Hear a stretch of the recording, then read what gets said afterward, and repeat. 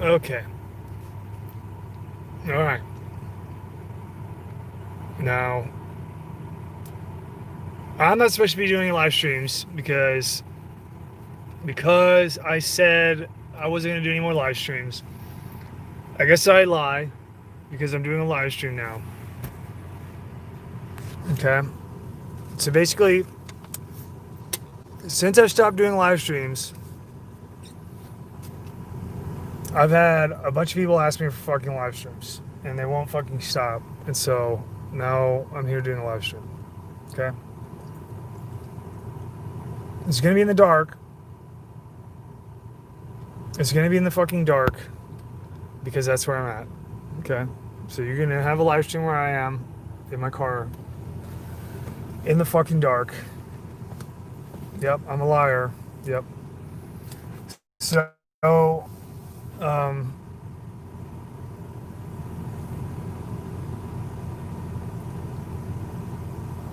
okay.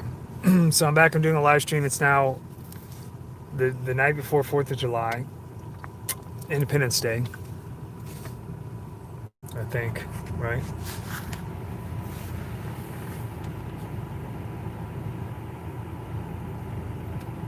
No, I'm still doing. So what I'm trying to do is do music and video.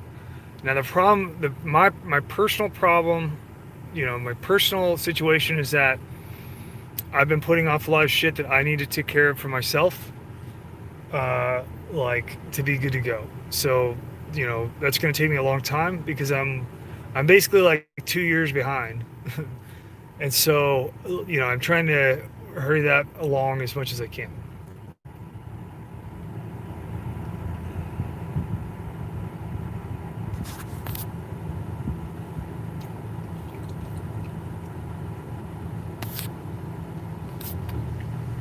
Okay.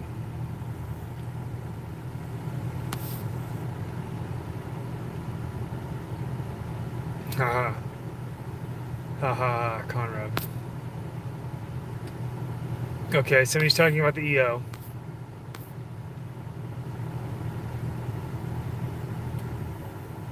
Look. You guys don't have to just cut all the shit, cut all the nice shit. You don't have to say anything fucking nice. You don't have to tell me I'm ahead of the game. You don't have to do it. It's fine. Don't patronize me.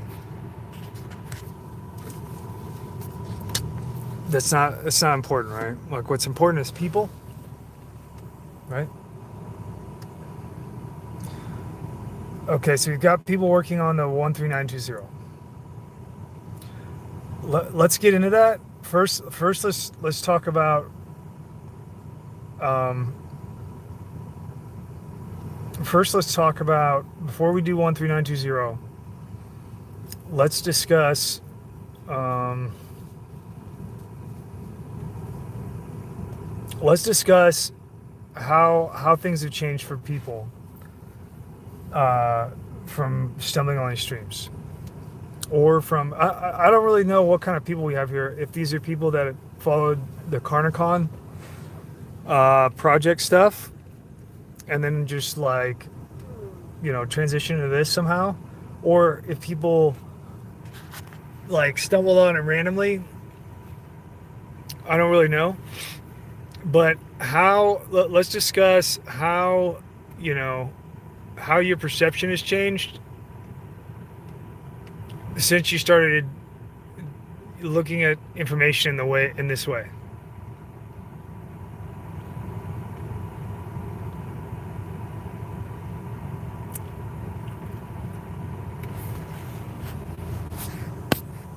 Now my goal in the live streams was to put you onto some information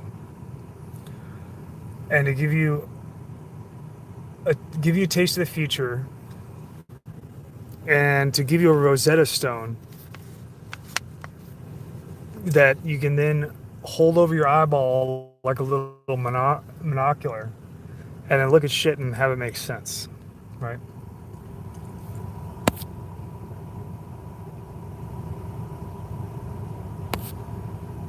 Abdullah says he looks how it works in the world government. That what you're talking about is pretty much the Rosetta Stone. Once you accept that there is an effort to organize humanity into singular government, then things start to make sense and you can make predictions.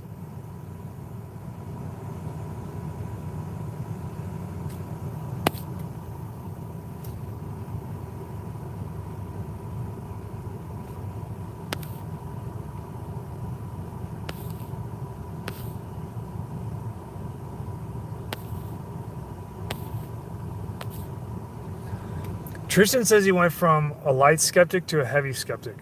Did you really go skeptic, or are you a believer?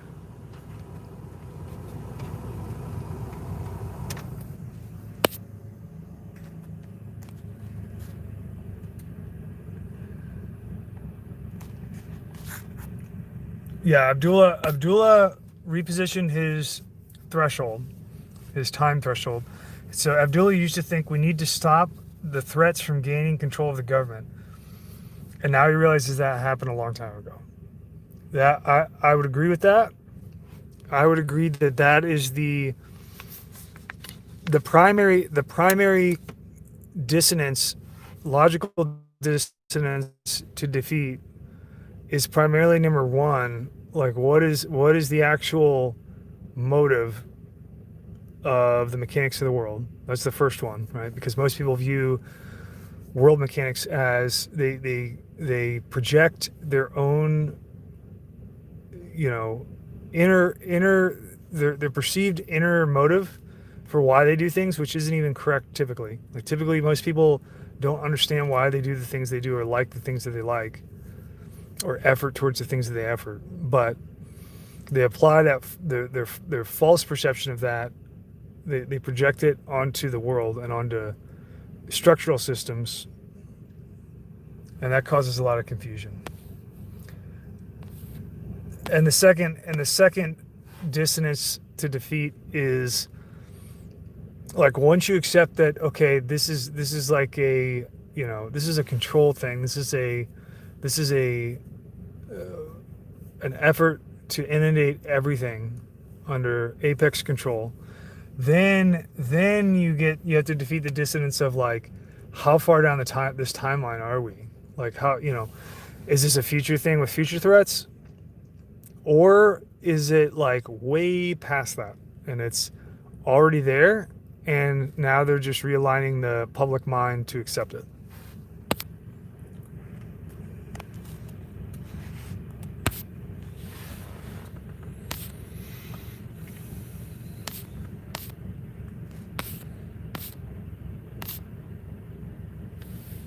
Now the live streams I'm doing them because I would love to say it, the reason is because I feel bad because a bunch of people are sad about it.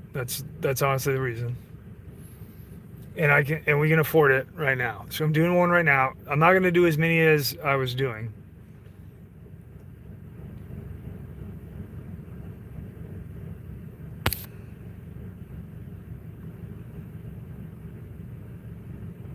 Yeah, Josh is seeing how people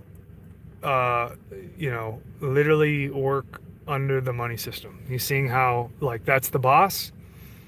Now he's saying that what Josh said is that at his work he would he perceives that people they come to work to escape family and to get some money to then go back home and escape family by buying things. And so there's just like this constant effort to escape the body.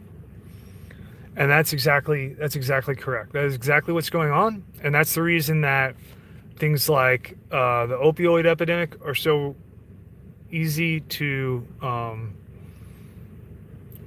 purvey into the population, because everybody is essentially doing that. Everyone is essentially their deep brain understands how painful reality is. And so basically through consumerism, we basically purchase things in the production by the beast to escape from our bodies, whether that be sex, whether that be, you know, like sex is in like chasing a new person to have sex with or to pursue sex with no intent on creating life, you know, by doping the mind, drinking the mind, doping the mind, using material, like covering over a hole with a bunch of material, whatever. It could be, it doesn't even have to be material. It can be the pursuit of material as a profession, right? So like you see that a lot when you get into you see it a lot in like high level corporatism and in also in bureaucracy. Like particularly like you see it a lot in like OCD people that are people that have compulsion that serve in like bureaucracy or in a corporate structure. They'll get they'll like their fix is like serving in a stepwise fashion and just focusing on like how fucking straight they can make the edges of each step that they take, you know. Which is an interesting thing if you know somebody like that, if you ever met someone that kind of operates that way.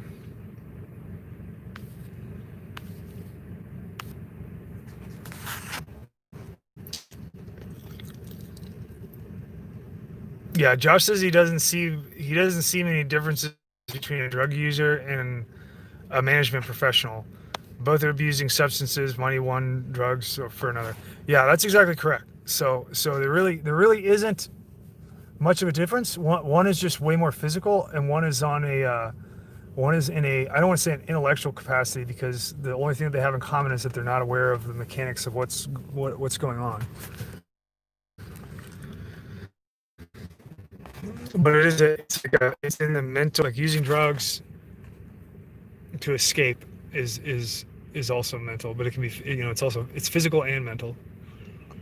But there are minute differences, but in terms of the mechanics, the motive, the mechanics of motive, they're the same thing, right?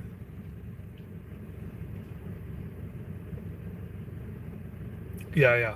Work to live versus live to work, right? Exactly. Now, the thing is, you know, the way that things are so top down compliant in inundation on the masses, it's everywhere.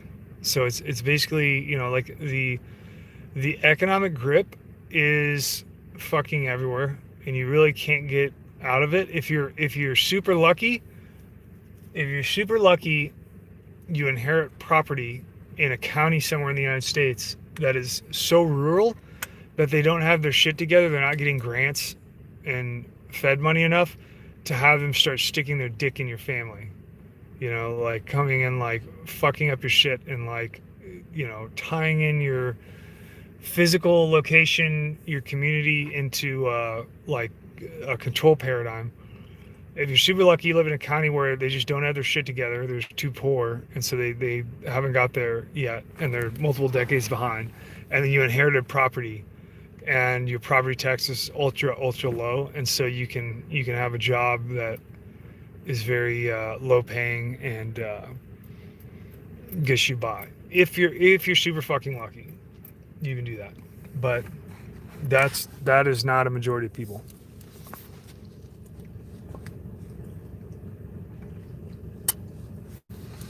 Loki, I'm not leaving. I'm just not doing as many live streams. People are complaining about not having live streams, so I'm doing live streams.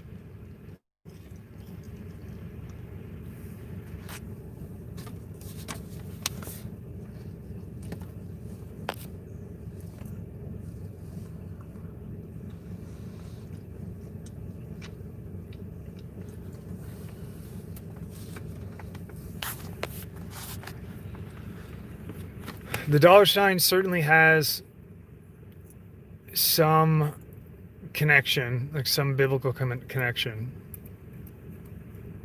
The specificity and symbolism. I don't want to speak on it, but there is symbolism everywhere, and it's totally fucking under the radar. Like people just don't even understand. Like Apple, for instance. Like if you have like an iPhone, Apple, that's like that is the Apple, right? That's what Apple is. That's why it has a bite taken out of it.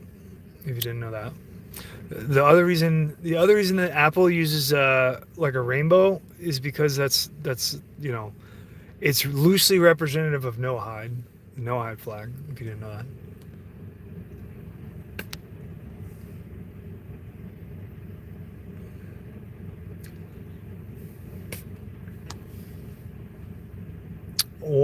The question of why is very it's a very long examination.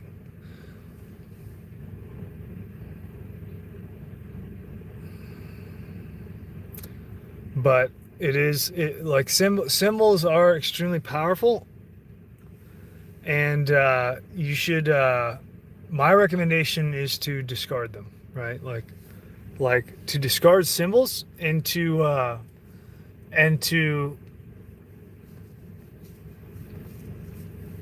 discard them and don't make any yourself.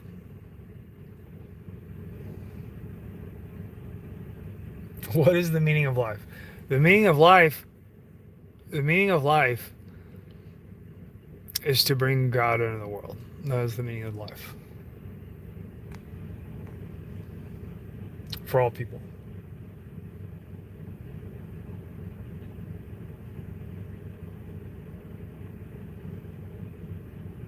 For all people. Now, God is a very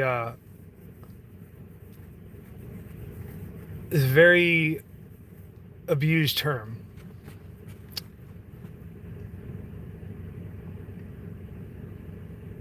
Very abused term. I don't like to use it. I don't even like to use the word at all.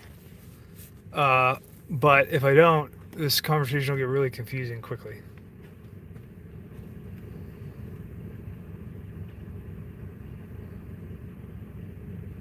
I don't like to use any of the words. I don't like to use the word creator. I don't like to use God. I don't like to use names. I don't like to use any of these things.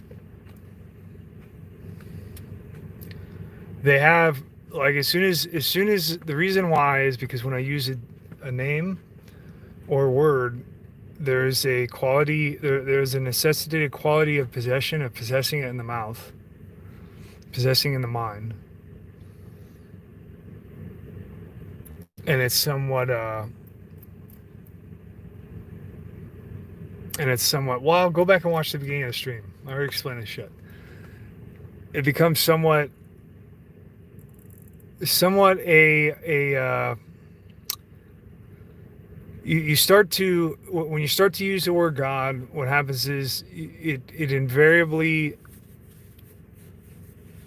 guides you. It's very easy to bracket yourself into the path of doing what all of humanity has always done, which is to use God. So basically, like everything that you do is for the purpose of bringing out God, whether you know it or not. You don't have to know it. That is what's really going on, because that's the way that creation is made. That is the entire ether of everything is for that purpose, and it's going on all the time, whether you accept it or don't. It's going on whether you deny it or you talk about it, whether you see it or not. That's what's really going on. And everything that all people do all the time, even in selfishness or in evil or in good, is a parallel of that mechanic. And the reason why is because you don't have a choice in that regard, right? Like you're going to replicate the process no matter what, and it's because that's how you're created. And so what I mean by that is that everything that you do, like if let's say that you're in charge of a business, right? Let's say that you make a business and then you get a bunch of employees, and then you're in charge of the employees, and then you try to, depending on your judgment, maybe you're you're running a business on a profit model. Maybe you're running a business on a balanced ecosystem model where you're trying to make people happy and fulfilled, whatever.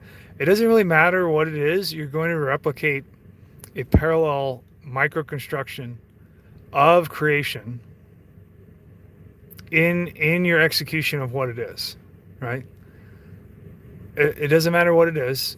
You're going to replicate creation, the process.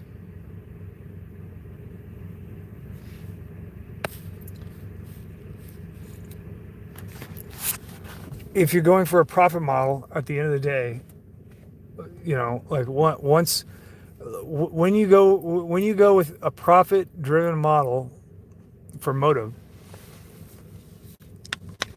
you automatically parallel apex order, right? An apex order is modeling creation. That's what it is. Because creation is apex. It's the only actual apex, right? The man-made apexes are bound by the actual apex, and that's why they don't work. That's why every civilization rises and falls. That'd be like your Tower of Babel, right?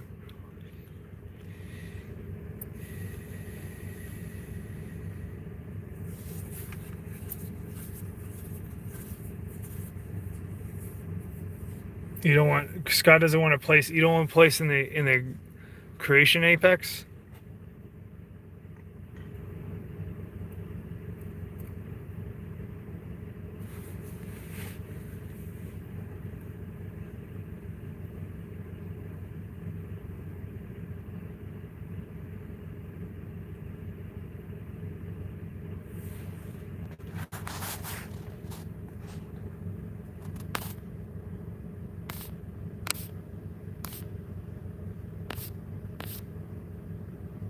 Oh, the corporate apex. Yeah. Is that when they get powerful enough to actually I guess the bad thing is that when men make apexes, they can last multiple generations. The good thing is that they always fail, and when they fail, they fall apart spectacularly. And that is something to look forward to. It is pretty humbling to watch things return to chaos as they do, even in an attempted controlled manner. It is pretty satisfying to watch humans, unknowingly fulfill the law of creation on their own without any kind of, with an ulterior motive. It is satisfying. It's satisfying to know that you don't have to be ruled by men. Ultimately, maybe in your lifetime, but not in the end.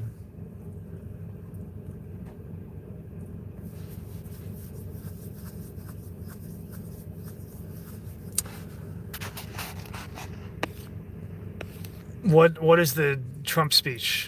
I don't know what the Trump speech is.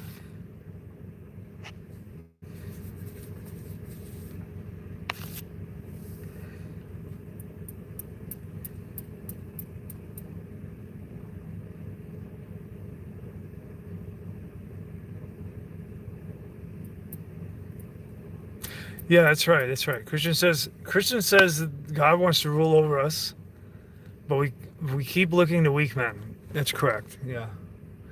Now the cool thing is, like creation doesn't have to. They don't have to make a show out of it, right? So it's just the way that it is. Like, you don't have a choice, and so it's you can fight all you want, and it's not really going to matter.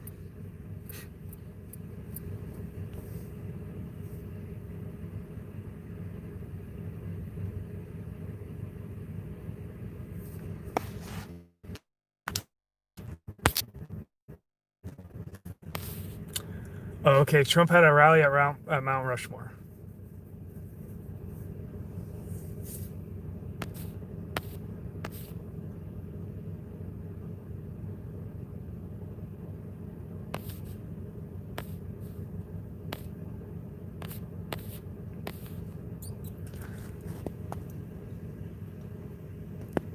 Oliveria says, "Happy birthday, America," and then some emoticons with a guitar and some flowers.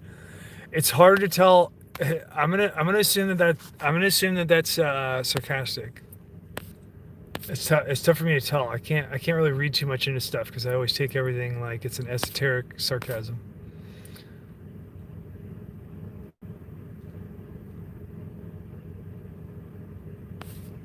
Abdullah asks about. So it's not a theory, Abdullah. It's not a theory. It's just the way that things are.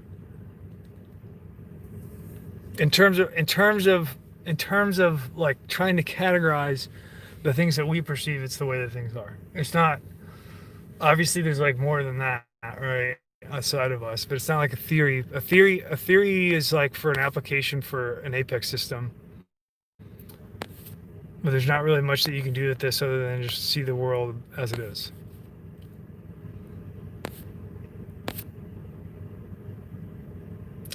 Power outage, I don't know. I don't know when. I know that you will get your power fucked with. Here's the thing about power, right? So you had post World War II when Eisenhower made the. I say Eisenhower because he's the one that signed all the paperwork. But when Eisenhower has the interstate system introduced in the United States, that's the start of all this. Like everything that led to allowing Google Maps to, you know, or allows Google to do what they do. It all started with that. And it's, you have to, when you get to the point where, like there are whole sections of modern society that are entirely, I mean, everything from refrigeration to fucking air conditioning, like staying cool so that, people over the age of 50 aren't getting heat stroke and shit, is all dependent on this. And that's your sure sign that you're gonna have some fucking significant fucking power failures.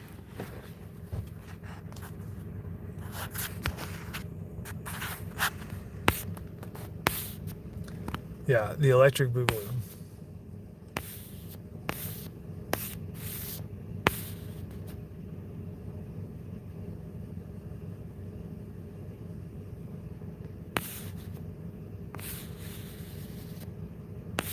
Yeah, I will be doing a mag dump tomorrow.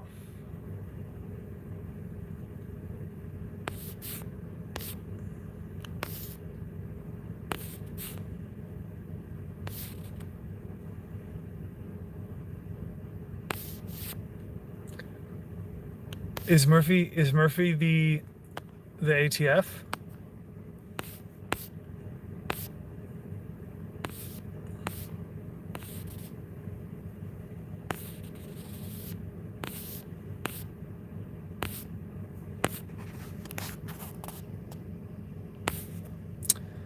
Yeah, the grid system. So the EO basically. So if anyone that's trying to research the EO, I would recommend, and there is in the EO videos in the comments on the previous little blurbs that I did. Like somebody posted in one of the comments, it might be rolled up in there, so you might have to like expand comments to find it.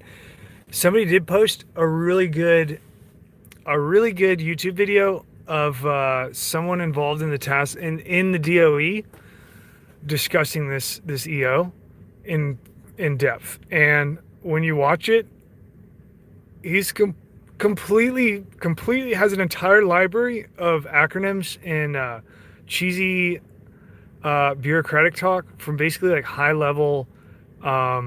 It's not military. It's like state. It's federal entities. He has like a ton of federal entity vernacular in his talking points, and it gets pretty nauseating. Like it's basically the most words that you could say to say nothing at all and not answer a question, and it's very indicative of how secret this power changeover is. And I mean like literal electrical power for a nationalized grid system. And the EO is basically a giant, recurring tens of billions of dollars bill to give the entire power grid system over to people that have no accountability. It just pulls it out. It pulls it out of public accountability, what was there, which was already lacking, and puts it into just, you're basically going to be like, your power is going to come out of a magic 8 ball, and you'll be able to shake it and get weird answers and stuff. And that's about it. And then, along with that, you're not going to have any fucking control over everything. You're going to have no control over your power at all. And when shit goes bad, like when you start having, power grid attacks and shit, because it's rolled up into the DOE and DNI and DOD, they're going to be able to shake the little magic 8 ball when you're like, fuck, what the fuck happened? Like, my grandma died, she heat stroke. They're going to shake the fucking magic 8 ball, and they're going to be like, national security. And that's what this is all about. And they're going to say, turns out our mainframe computers had a video of China putting a remote attack into your system. Now it's time to go to war. All right.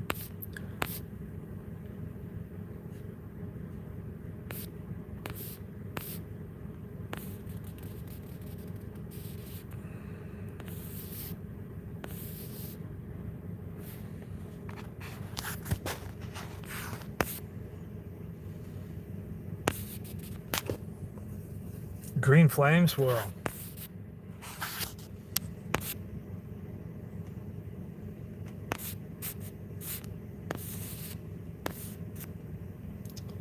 I don't know about the MmK sniper attack.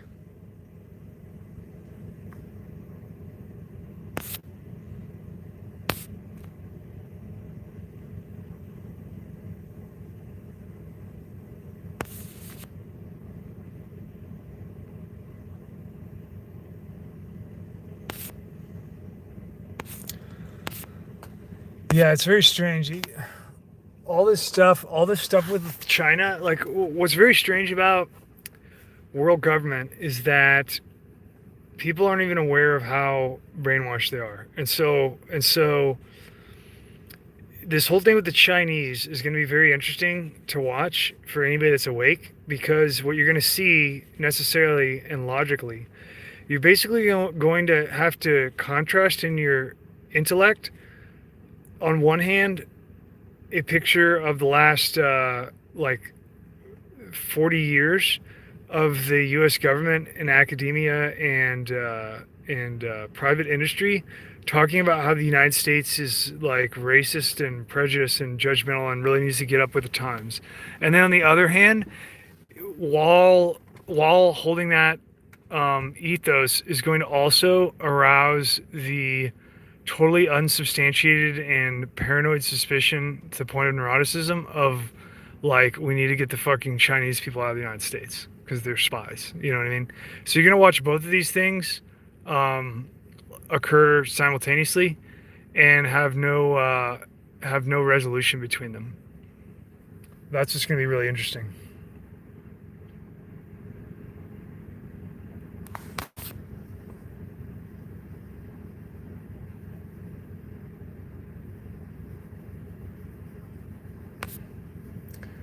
Yeah, the boog. So we've got side conversations. That's fine.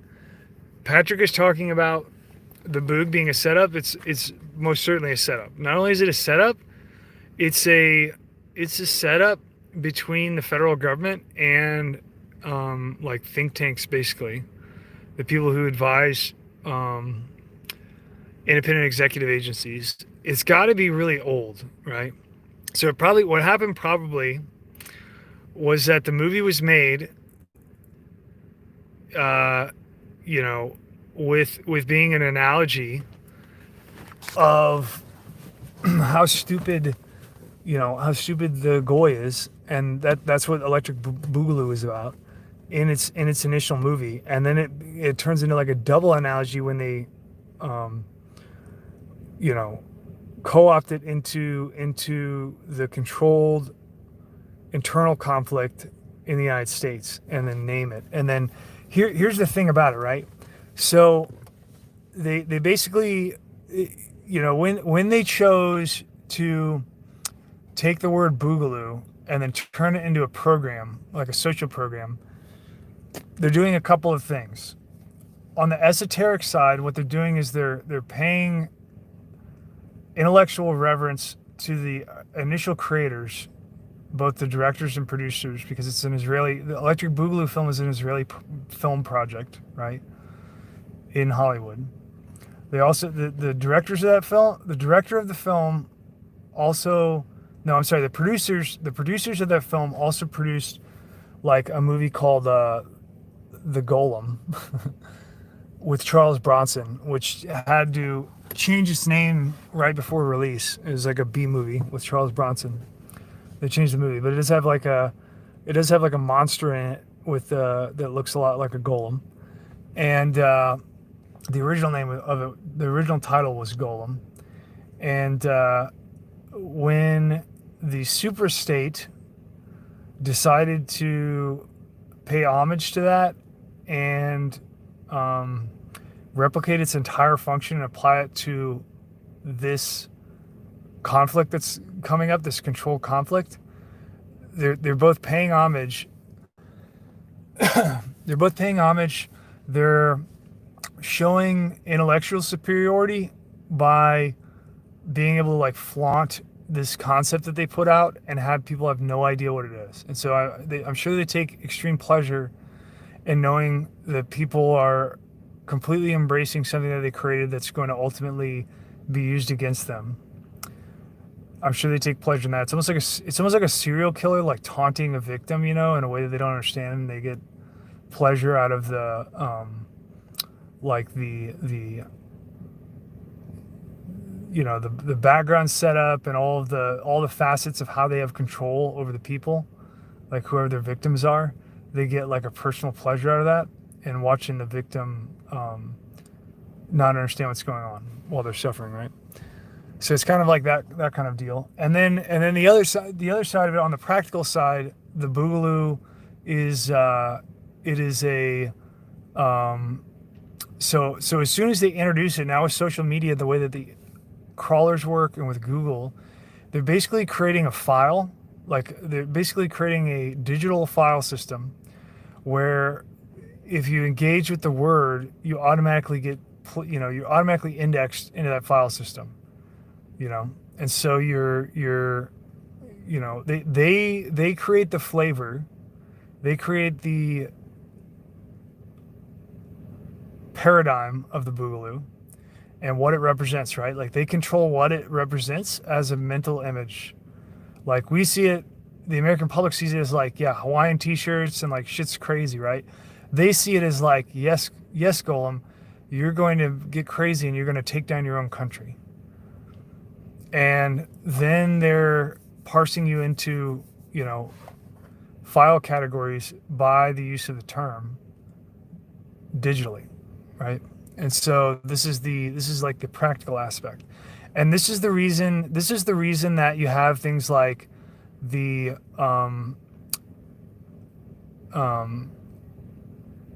Princeton guy, the fucking NCRI, whatever it is, NCRI, the Contagion Network Research Institute,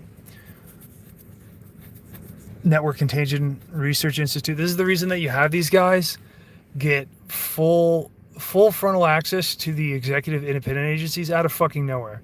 So like NCRI gets formed in 2018. They don't even have a fucking Form 990 published. That's how fucking new they are. And then they get front row, some totally brand new nonprofit starts giving fucking white papers to the DHS and to the DOJ. You know what I mean? Like they're getting, those are the guys that are, I'm sure that there's other ones. They're just the most high profile.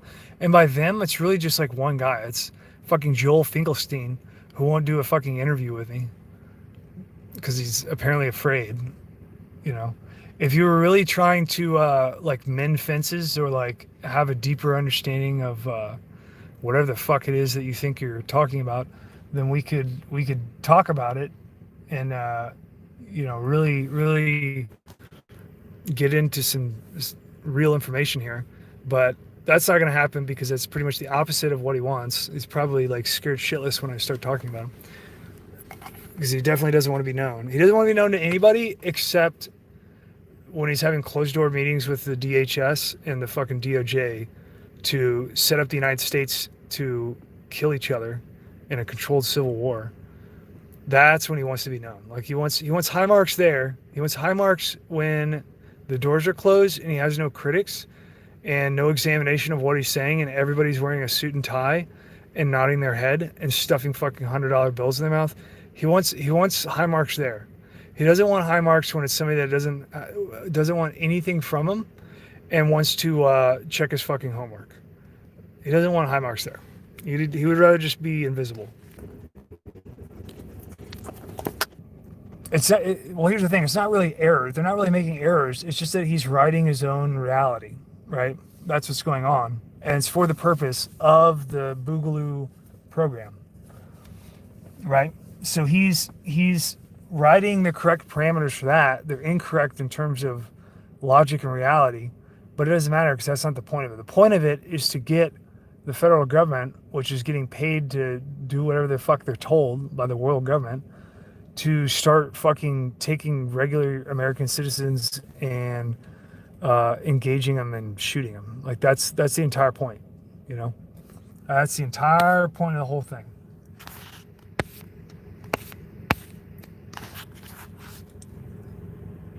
China's not going to be the singular government.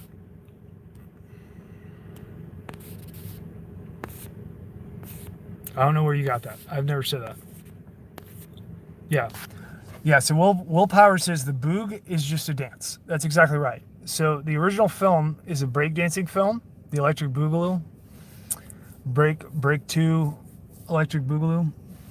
That's a 1980s film about I think it's like a property mogul comes in and wants to buy up a bunch of real estate in like a small, it's not a small town, but it's like an urban community. And then you have a bunch of guys that break dance, and so it's like breakdancing musical stuff. And the entire point of it is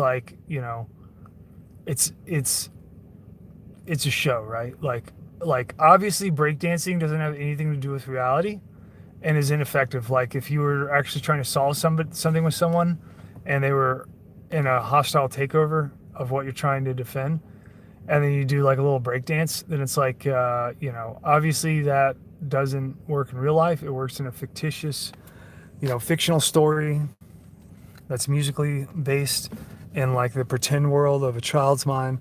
It doesn't work or a creative mind. It doesn't work in reality, right? And that's the entire point of invoking the idea of the Boogaloo. Because you're all going to be doing a little dance.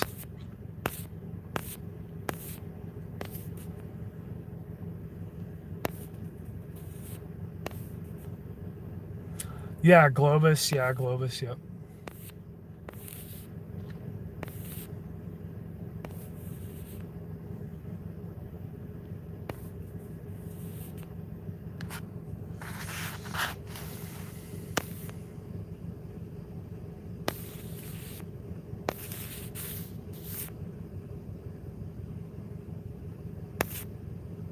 Yep, they ruined Hawaiian shirts.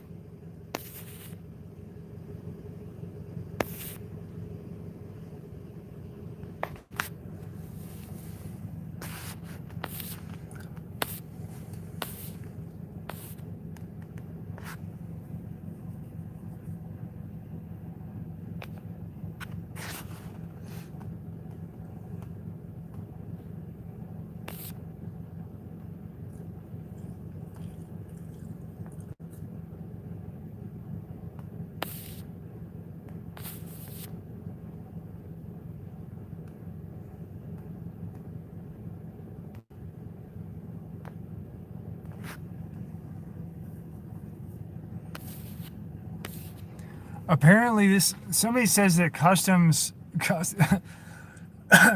seized 10,000 drop-in auto sears. I haven't verified that. I haven't heard anything about that. I'm not really in the news, right? I'm basically getting my news from you yahoos.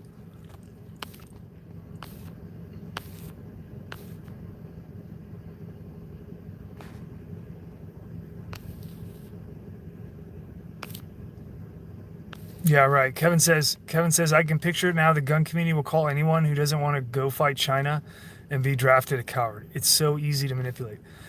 Yeah, that's correct, right? So you're seeing through the Rosetta Stone now, right? So you basically, what they've done, like what world government does is they basically divide up the, you get like your low level class, that they create, which isn't it isn't even really the way that humanity works, right? Like like how they're designing classes out of humanity is like it's a stimulated and forced thing that's unnatural.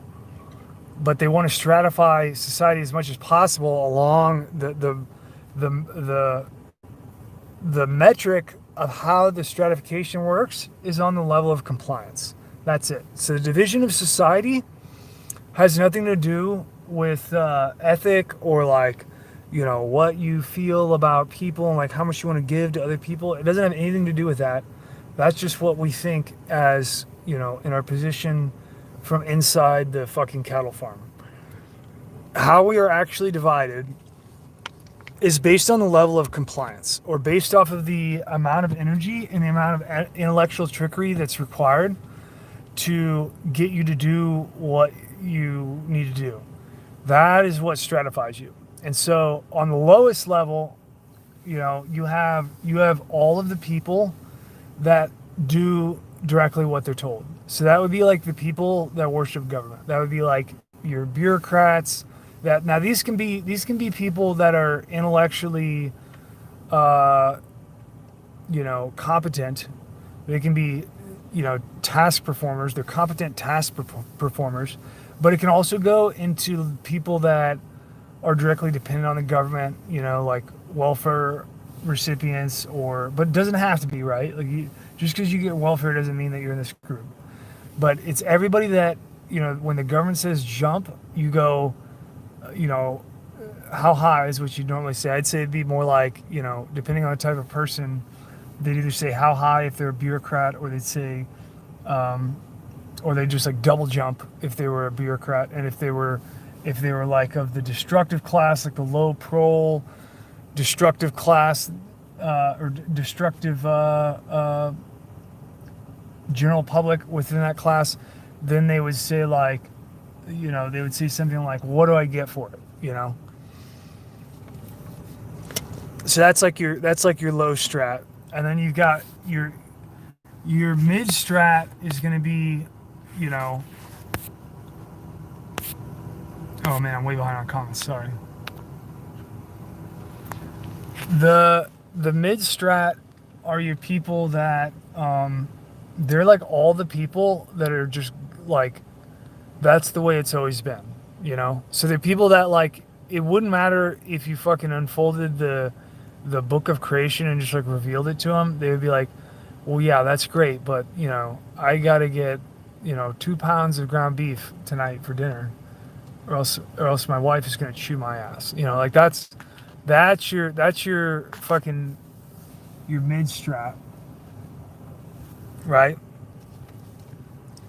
Then you've got now they'll do exactly what they're told, but only because they're just trying to stay out of trouble, right? They're just trying to like live.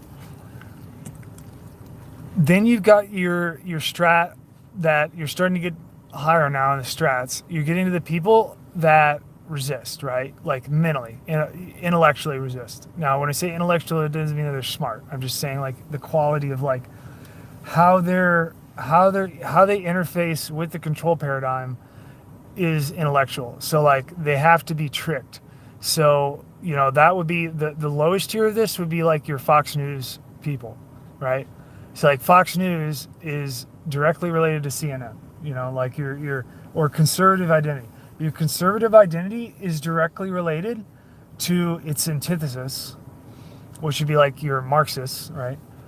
Or your CNN. And basically you get, like your CNN, whatever they do, the conservatives are going to be against, And so to get the conservatives to do what you want them to do, you have to take the opposite of that, and you have to push it first in fucking CNN and shit like that.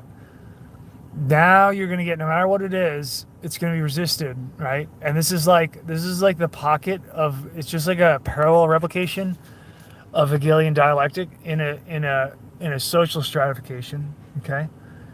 And then, you know, above them, then you're going to get like all of your wild cards. These are like your jokers. These are going to be like your fucking like, some people just want to watch the forest burn type people, right? And they can be really dangerous to the world government. And so they're definitely like the people that get fucking purged and shit. Along with, I mean, people get purged in like every strat, but they're gonna get special attention depending on their acts. So if they do acts that are, you know, put the spotlight on them, then they're gonna get fucking special attention. And then above that, then you have your people that I don't know what would be next. It'd be people that know about. It would either be. I'm guessing it'd be people that know about world. I don't know. There's people. So there's people that know about world government and understand the depth of the threat and how, you know, at the surface level, how futile it is to resist. But the you have people that are aware of it and are like, for whatever reason, tactically choosing to not engage, right? And then you've got people that are aware of it and that are engaging, right?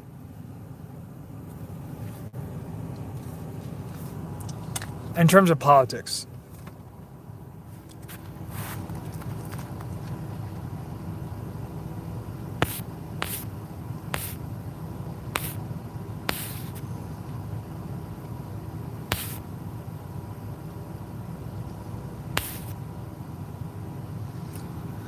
Well, no, see the the correct way. So, like, if you want to resist, the correct way to do it is you want to identify those other stratospheres and you want to break into them with the concepts of recognition, right? Like the conceptual recognition of world government as like you. Now, here's the dangerous part, right?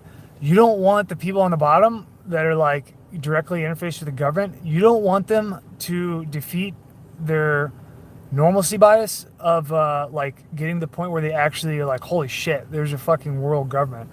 You don't want them to get there and then skip over the part of resistance and then get to where they're like, well, this is what it is. Like now I'm like accepting it in my heart, because that's what they'll do. They'll go that way if it seems easier, right? Like if it seems like less painful, they'll go that way, and they'll when they start to recognize in the back of their mind like there is world government on the subconscious level.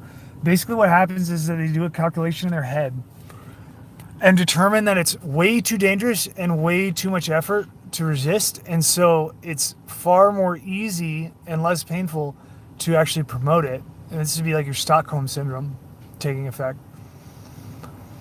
And that's what you're going to see a lot on the bottom level. And they'll just skip right over the entire catharsis and just shift their perspective model to be in line with what they now perceive, right?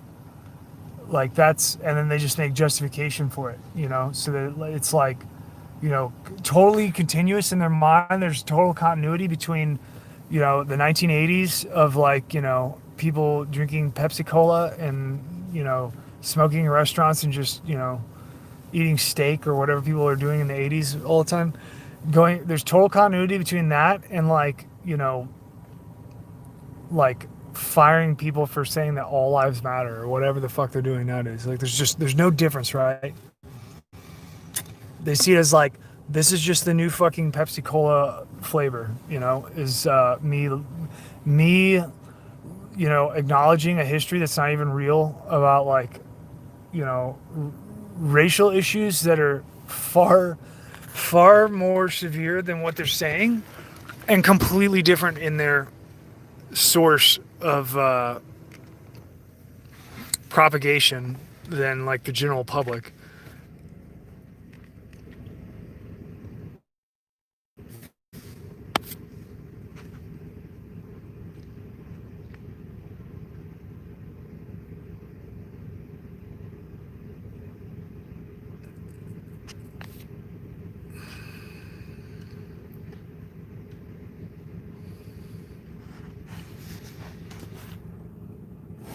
Well, so your money's going to go worthless when they do the changeover economically. So you are going to get a crash. This is from a question. So somebody said, Dugan, how much longer until our money is worthless?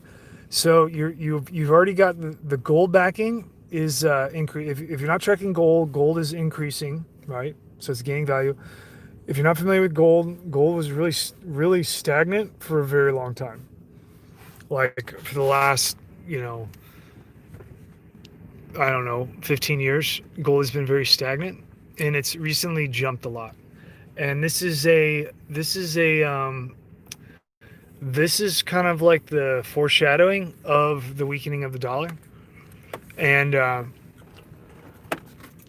you're not going to get the dollar's not going to get pulled out because it can't. This isn't going to be this crash that's coming up is not going to be like the 29 stock market crash. It will be in terms of like how people perceive it and severity.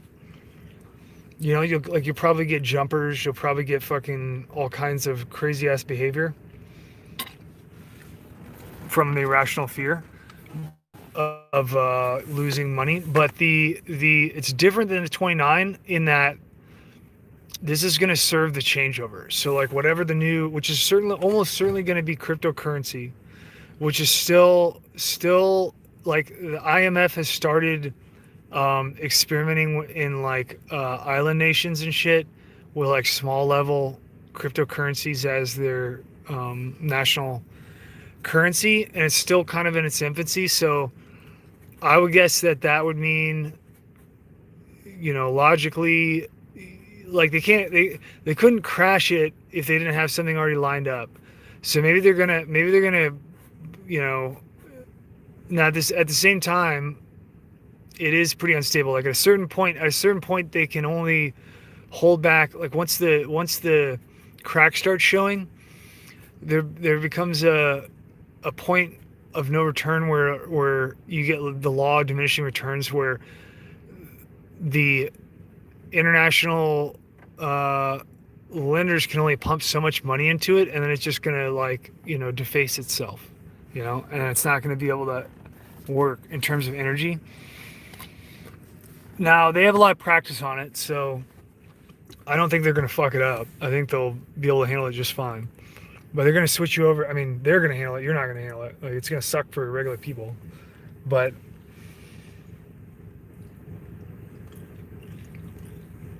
but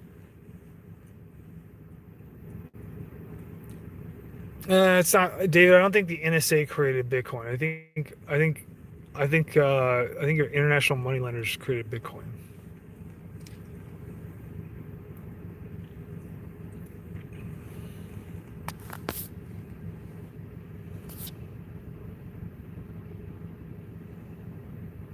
So the thing about crypto, here's the thing about crypto. The entire premise of legitimacy of blockchain technology comes from the expectation of consensus, like network consensus, being the backstop to prevent fraud, right, and inflation. And that's a really erroneous. It's a very erroneous assumption, because everybody that assumes it is working from, like, even like IT guys, they're working from like their own perspective and their own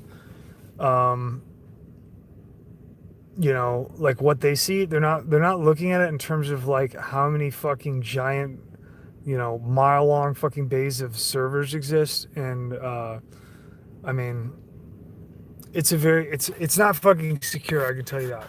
Now here's the thing. I don't have to be a super whiz bang computer guy to tell you that blockchain and cryptocurrency is not secure in its aspect of consensus. The reason being is because I know for a fact that Rothschild bankers have promoted blockchain technology in general, I'm talking in a general regard, not even in specifics to like cryptocurrency, but just blockchain in general, for all purposes, for all ledger type purposes, has been promoted by, you know, Rothschild banking networks, basically through intermediaries, for like a long time. Like they're primarily the ones responsible for making it, you know, go through its seeding period to be publicly accepted.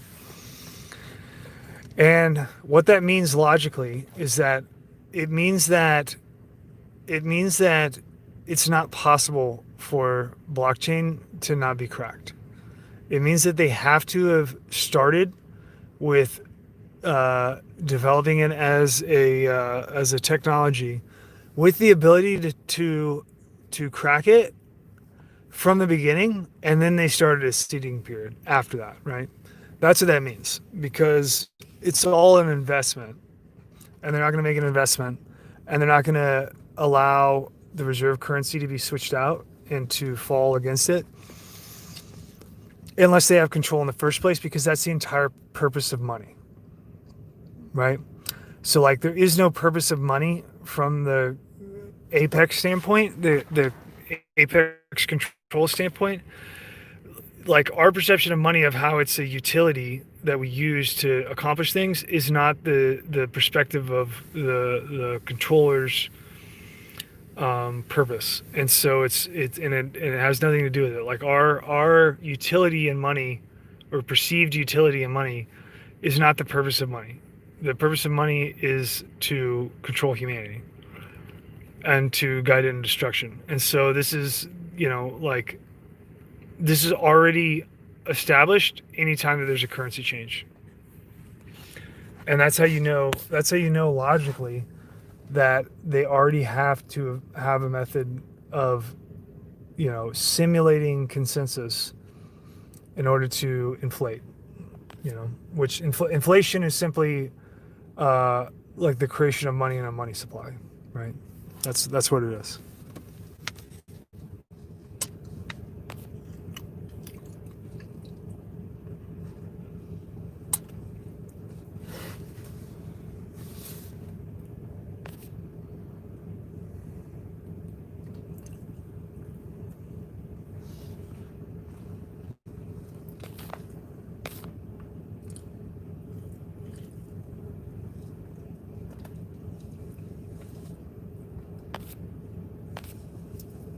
So right now when you spend money online, because like right now what we're using is like it's like a fucking hopped up version of fractional reserve banking, where it's just gone into exponential fractional reserve, where like money is being generated at an exponential pace, and money can be tracked, through transaction records from transfers, but it's not tracked by, it's tracked by the annotation of the transaction, which is going to be like stamped, with like everything, but that's based on the transferring of money between nodes in the system as it's patchwork together. Crypto is going to be different in that once everybody goes to the same crypto and you get a world, reserve currency of crypto, then you're going to literally have like everything is going to be, instead of a patchwork, it's going to be, everything's going to be totally annotated with data fields, like time, person, recipient, sender, what it's for. You're going to have like, checksum validation on like what the thing is and that they're getting, so that that it's not like a fake thing that where somebody just puts a name on there and it's actually something else that they're buying. Like they're going to tie the data field of identity of a product to the product, so it's like they're going to control black market stuff. I mean, it's just going to be a very it's going to be, I mean, they're going to fucking crush your balls.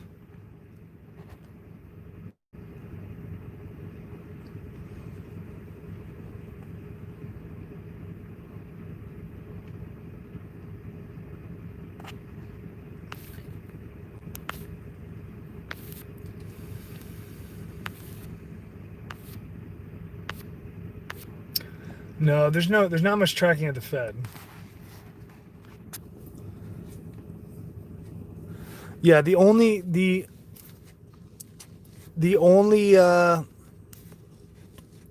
I mean, there's basically, so if you zoomed out to like a hawk's eye view of this whole situation, basically money is nothing at all. It doesn't really have any value at all. I mean, just the fact that there is no reserve whatsoever, and that you just have fucking dollar bills, just fucking like poof, just popping out of fucking thin air, and they have a reciprocal debt. So like and what I'll tell you, what else really bothers me is that I hear a lot of brainwashed idiots that, will say something like, they'll say like, well, this is, yeah, money's terrible, all these things are bad, but like, this is how we got to get by, this is what the system is, so like there's no need to suffer now, like no need to suffer, we need to help, spread the wealth a little bit to more people and yada yada yada. The money doesn't even fucking exist. It literally has no, it doesn't exist, and it has a reciprocal debt, and the debt gets passed around. So like every dollar that you accept, every unit, it doesn't have to be a dollar, it can just be a unit. Like not everything's globalized. Every unit has a reciprocal debt that somebody has to fucking pay. And so it's like, if it's not you, and if you're making it out on top, there's someone else somewhere in the world that is suffering because of it. That is going to be paying that energy that you're harvesting. It's going to be there is a reciprocal excavation of wealth from somewhere else in order to produce the wealth for you. You know what I mean? Now it's very washed out because of how globalized everything is, and sometimes it can take a long time for the boomerang to come back around, but it ultimately is like you can't escape it, and so that's the situation. So it's extremely unethical. Like the people that are like, well, yeah, but this is just everybody just needs to get by, and like we just need to try to do better. It's a very unethical position because I mean, while we are, it's not like you can just fucking walk away. I mean, if you want to go fucking live in a tent with no property and fucking get harassed by whoever your city council is when they send police to go like kick you out of your homeless camp or whatever, you can do that in the United States, but you can't. They don't let you opt out. It's not like you can walk away. So in that regard, people have to use money for now, but it's in no way ethical, and it's at the expense of someone. And so you should know that, if that's your position, if that's like how you think about it, you should know that like you're basically making, when you say that, you're basically making the decision of like, yeah, because I have to get by, I'm going to ethically, do mental gymnastics to say it's okay, even though somebody else somewhere in the world is getting a bowling pin stuck up their fucking ass sideways. That's what you're doing, And so it's not, so if you want to use money, and champion it and be a cheerleader for it, then go right ahead. Just don't fucking come at me with any kind of delusion about, anything except for exactly what the fuck it is. Like, I know we're stuck with it, all right? But don't fucking act like it's something that's not. Yeah, tents are cool. I like tents too.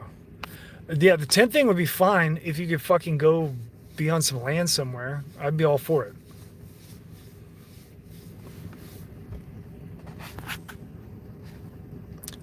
But the money is, it's non-existent. It doesn't exist at all. At all. And from the hawk's eye view, when we zoom out, so what's happening is that we're using something that doesn't exist, that literally doesn't exist. Like sometimes it's more tied to commodities than other times. Right now, it has no fucking strings attached whatsoever. So it's just fucking like funny money, woo, drop it out of a blimp, fucking confetti everywhere type of money.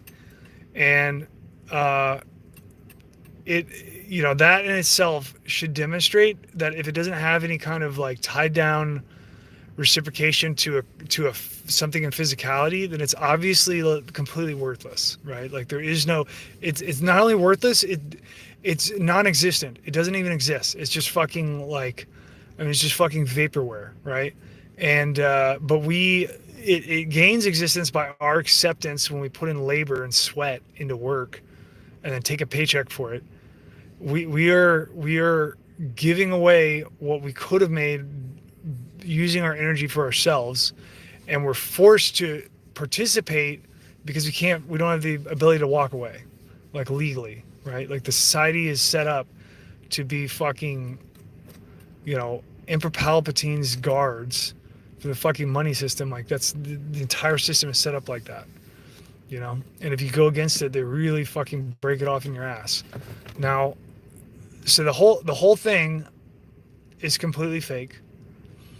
It basically has no foundation now. It's just untied from the ground, floating in the fucking air at whatever it is, 23 trillion, 22 trillion. I don't know what our debt is.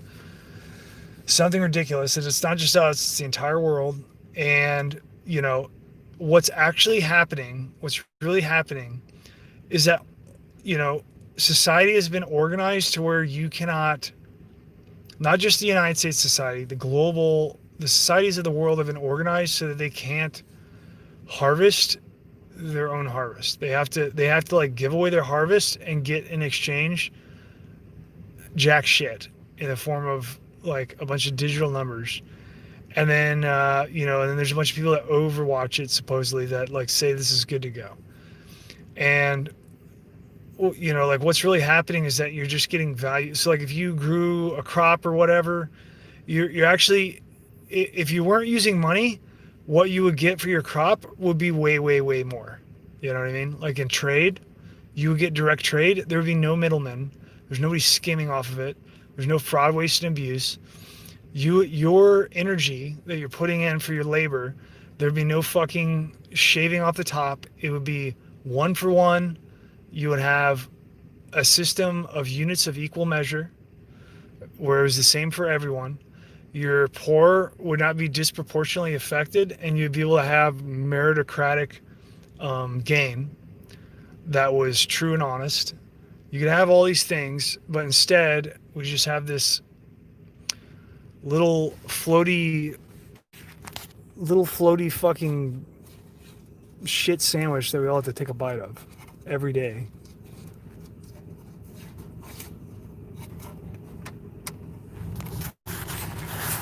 You know what I mean? And the only thing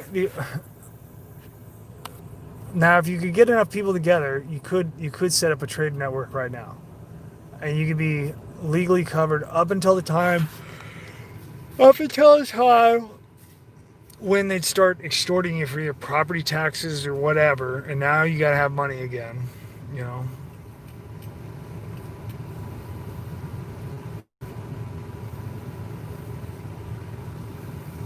Ugh.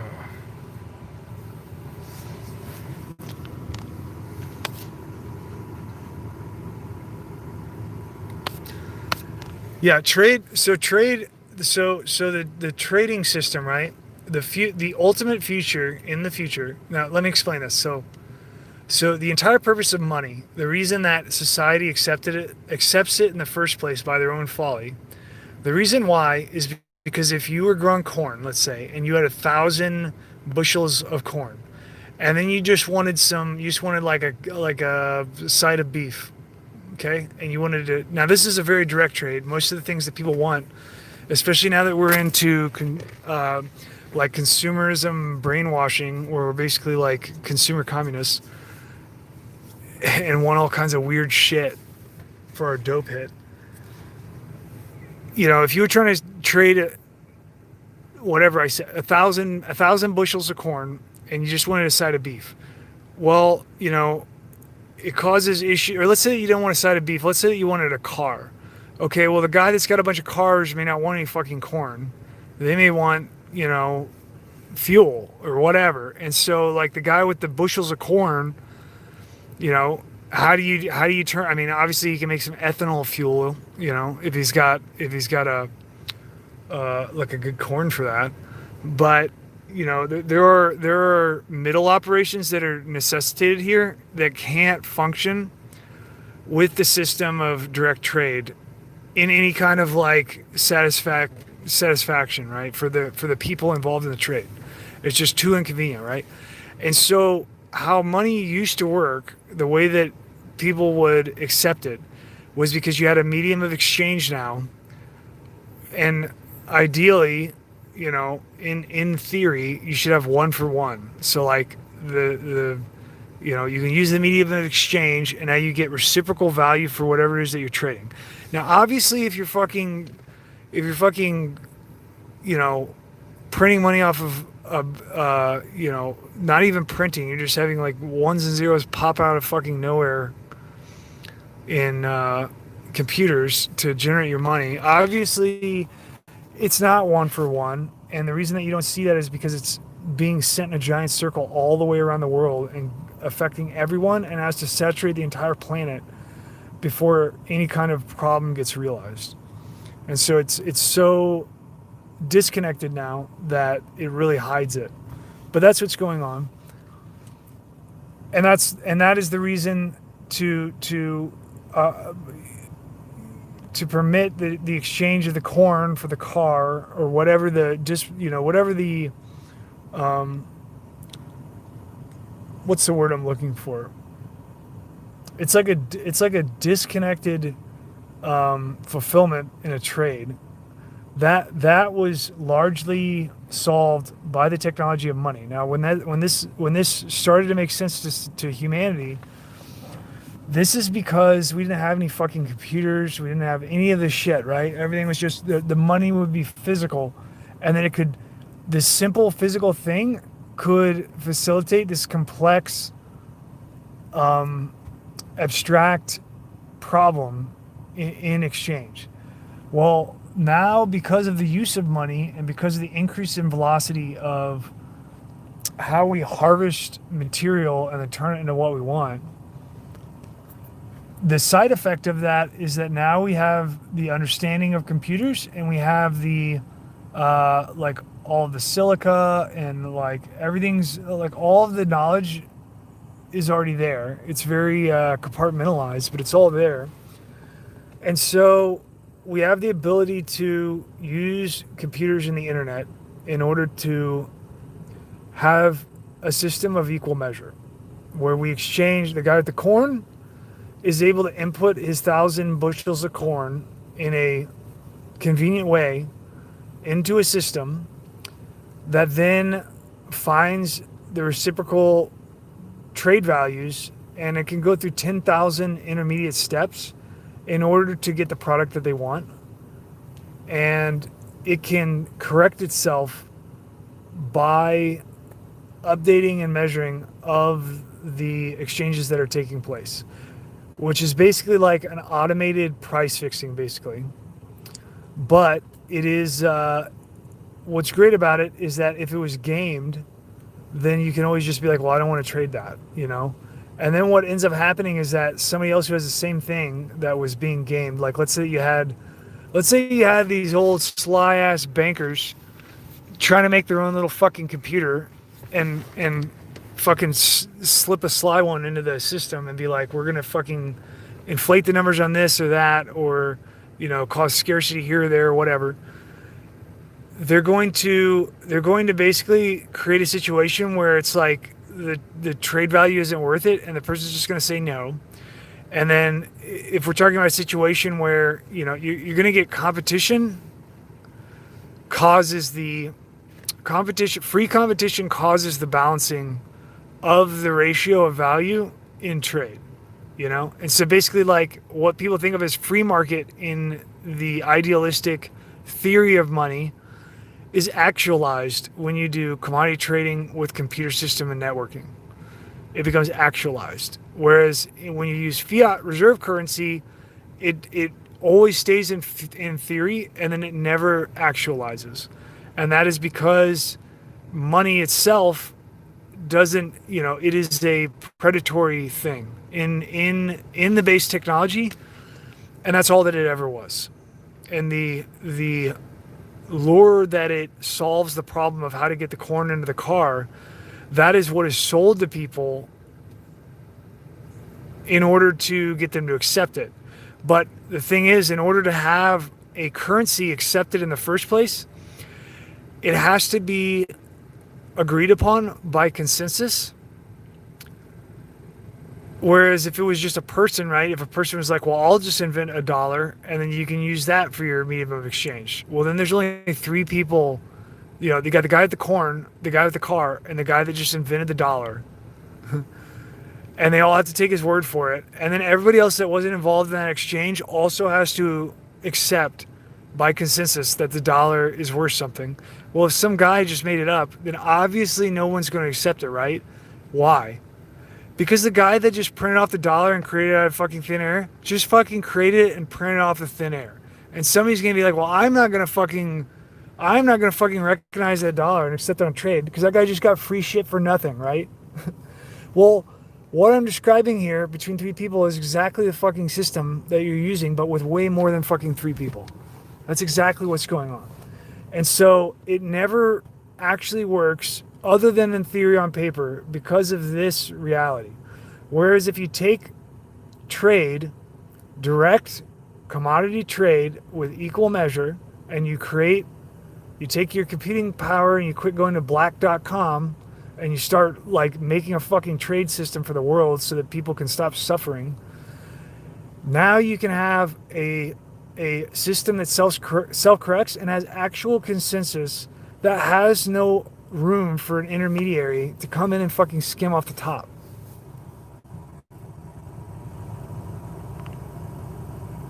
Do you guys get what I'm saying? You picking up what I'm putting down?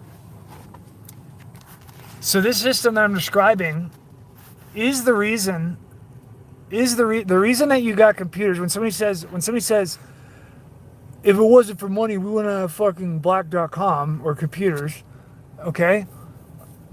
All that is going on, well, I mean, I'm not even talking about black.com because that's just like a fucking batshit, like tertiary fucking byproduct of the insanity of removing consequence away from decision making by having a rationality through an economic system in the first place. But in terms of computers, you didn't get them because of money. Like money didn't make the computers. The computers were given to you in terms of your sight. You know what I mean? The Leibniz or whatever his name is, the guy who invented the basis of binary, like zeros and ones. You know, he was a highly religious man that had the gift of sight of the zeros and ones. And the reason that he came up with it and why he spent so much time studying it is because what he was doing was he was reflecting on the quality of contrast. Just like I've been talking about with electromagnetism or any fucking thing else. The contrast between one thing and another, which is the identity of a thing. Its actual identity is contrast. It's resolved by contrast. Just like color, just like math, just like anything. Everything is resolved by contrast.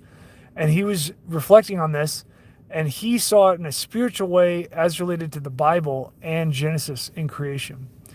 And the reason why is because creation itself is contrast. And the way that he viewed it is a 0 to a 1, something that doesn't exist to something that exists.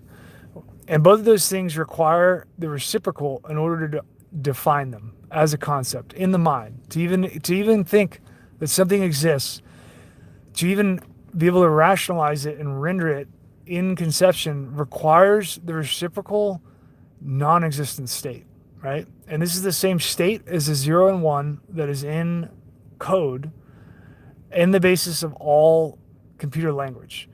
And so what I'm telling you is that the invention of computers and your internet and your black.com as a website, to have domains as a website, this was all given to you. And it doesn't come from here. It was fucking given to you. And everything is like that and always has been. And it doesn't matter if you accept it or see this. This is just the way that it is. And you were given computers so that you could get through this time and so that you could make the trade system and so you could squeeze out the people that are trying to squeeze you and make a system that they can no longer break into and use against you. And that's why you have fucking computers, because you're gonna fucking need it.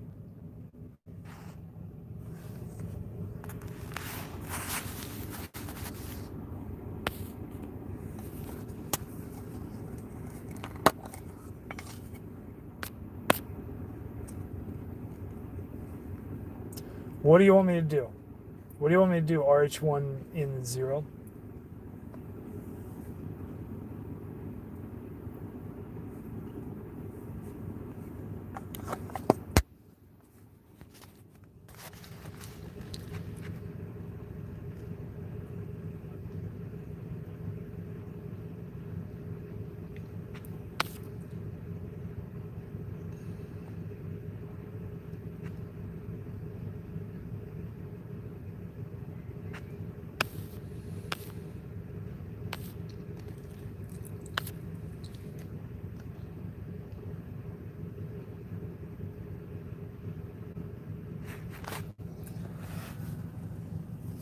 Just do it. Okay.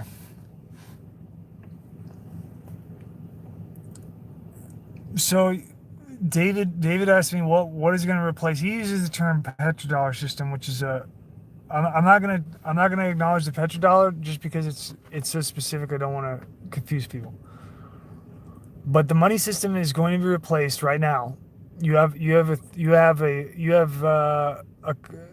divergent, fork in the road, and you can either go down a path where you have everything that you already had that you don't like, but times 1,000, and that's very difficult to escape from unless a bunch of people suffer and die.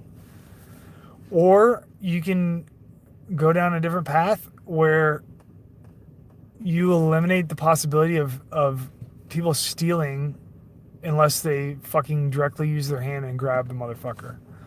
Where you can't have stealing where you can't have theft by intellect. You can only have theft by the hand, which is a much simpler world and much more appropriate for acknowledging the things that people are concerned about in their base existence and survival in the world to exist. Like it's a much better way. And ultimately it doesn't matter if you all these things like the forest, like building the forests or making a system of where you actually have an equal unit for all people. All these things are going to happen no matter what.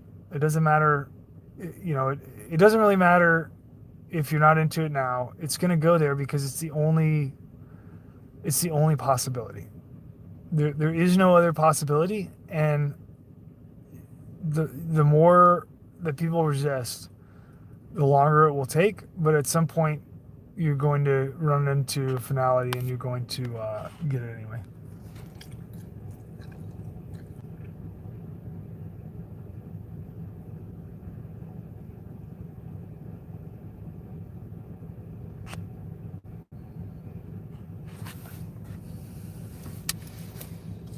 Now, Colonel Angus is very concerned about computers. I think what you're really talking about is probably AGI. I don't want or GAI. I don't want to get into that. Now, if you didn't want to use a computer, here's the thing about a like a trade system is that you can do a print off of the things that you want to trade on that you trade practically. So it could be like several thousand items or whatever, and you could have basically like a spreadsheet. You just have a piece of paper that you reference for like agreeable trade value, and it can all be related as its base to water. Water should be the control, because water everybody drinks in approximation in the ratio between how much. If you took the person that drank the most water in their daily intake in all of human history, whoever that person was, probably a man, because men tend to drink more water than women. So whoever the man was that drank the most water every day for their whole life, whoever that was in all of human history that we don't know, like nobody knows who this person was, whatever they drank. And then if you take somebody who drank the littlest amount of water in human history. The difference between those two and the amount of water that's on, circulating in the world is it makes it the resolution is very forgiving, to where like you're going to be able to pull like a mode of like water consumption and then use that as the basis to derive all of your ratio values in order to make a trade system. You base it off of water. You're going to get high resolution and incredible stability.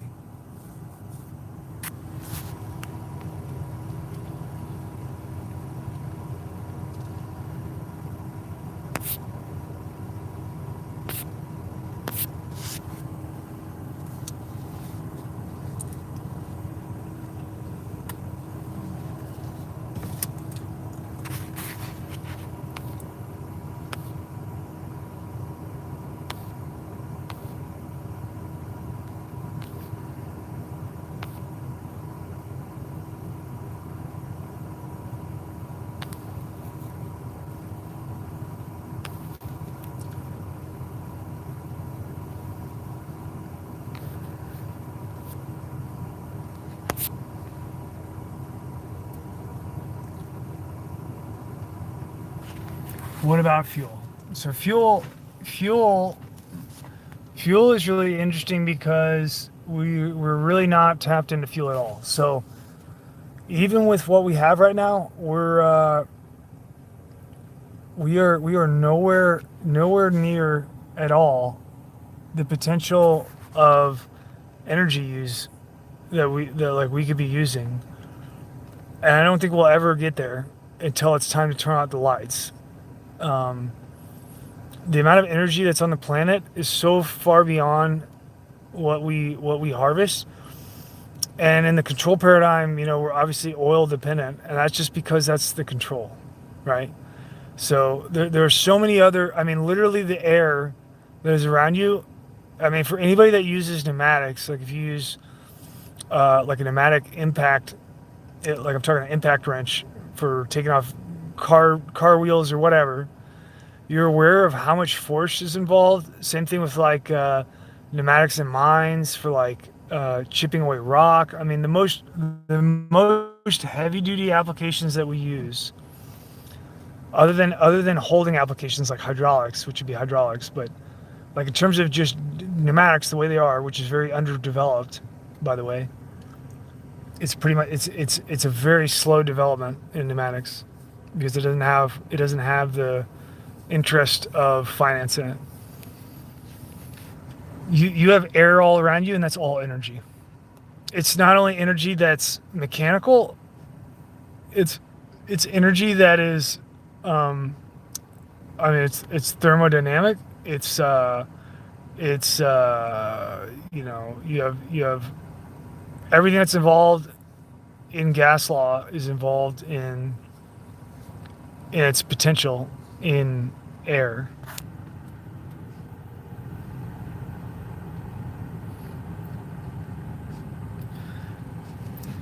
So somebody said pneumatics are super inefficient. So efficiency is a matter of quantity, right? Like so efficiency is a matter of relative perspective. So when you're using the word efficiency, what you're doing is you're comparing like fuel to air, right? So you're taking fuel, which is a controlled industry that's heavily subsidized and regulated as the control paradigm, and then you're comparing that to pneumatics, which use air, which is like, fucking stick your head outside. That's your fucking air bladder.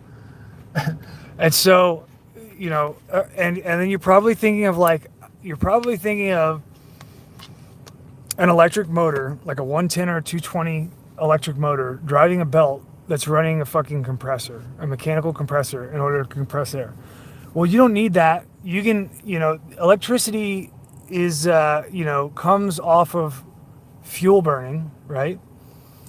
And so, like the entire perspective of efficiency is based off of that, so that you're not thinking about it like it really is, which is that you could just, I mean, you could literally, you could have a windmill turning with the wind connected to a belt connected to your mechanical fucking compressor compressing your air, taking air out of, you know, the outside, which is everywhere, and pulling air into fucking storage tanks. And then now you have, you know, and you could have fucking 10 of them. So you could have like giant fucking air storage everywhere. You could have municipal air storage. You could have, I mean, there's so much fucking air storage that you could do. And the efficiency doesn't really matter. Now, mechanical compression is, you know, like you're the reason that it's so inefficient in terms of like thermal energy is because you're losing a lot in heat, right? But you know, if you do like a hydrocompression, like hydrocompression is isothermic, and so you're not actually getting a, you know, everything's subject to the, you know, within the approximate boundary of like gas law, right?